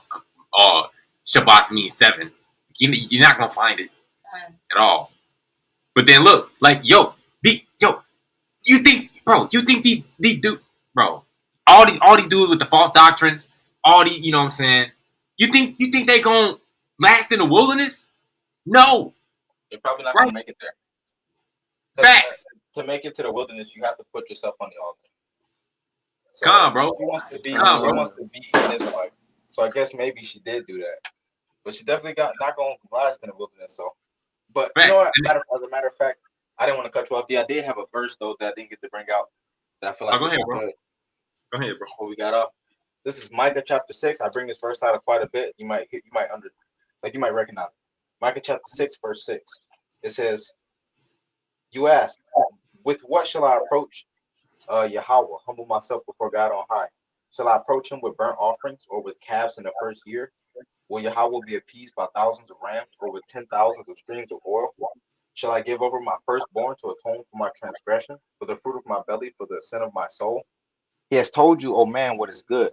What does Yahweh require of you but to do justice, to love kindness, and to walk humbly with your God.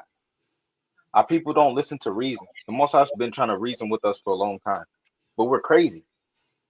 So, Shalom. All praises to Yahweh Akkad, bro. Shabbat Shalom. Yeah, I'm gonna go eat. So yeah, Shalom, yo. Hey, Shalom, Grandma. I was gonna show this real quick. Like this is what's gonna happen to the people in the wilderness. But I want to read this verse real quick. It says Deuteronomy 6.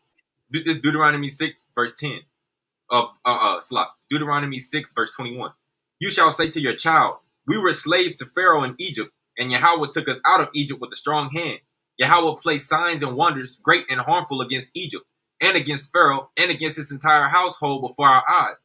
He took us out of there in order to bring us to give us the land that he swore to our forefathers.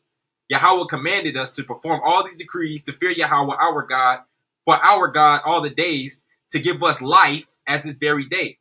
And it will be a merit for us if we are careful to perform this entire commandment before Yahweh our God as he commanded us. Right? And as we read before in Leviticus, you know what I'm saying? It says, if you deal with me with casualness, which was like, hostility or an enemy. He said, I will deal with casualness and fury towards you. So, you know what I'm saying? That was a curse that was put on us, which is stupidity.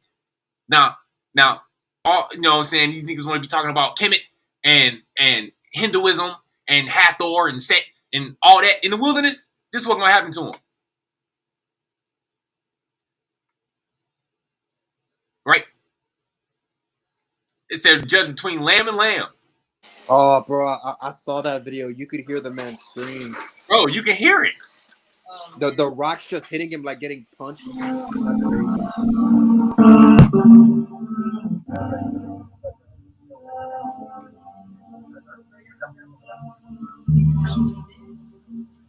Oh.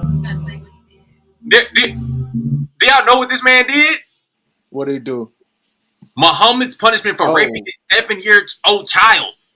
Yo. Bro, niggas is gonna die, bro. You know what's crazy? They condemn the Torah for, condoning stoning, but you got the cultures over there, they're still practicing that part of the, like, Abrahamic, what academia calls the Abrahamic religion. They're still doing that over there. Right. And they about to see it. Everybody about to see it.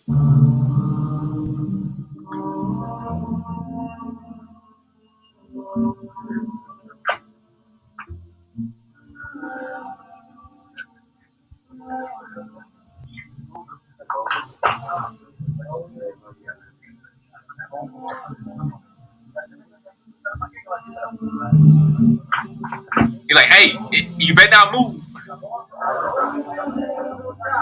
Damn, all those people. Wow, Bro, he about to get stoned by all them, bro. They all got rocks ready. Dog. And they got unlimited rocks. They just keep throwing them out of nowhere. I know this is Bishu. Are they actually gonna show him dying here? Yes, bro. Yeah. They bleep it out. Boop, boop. There you go.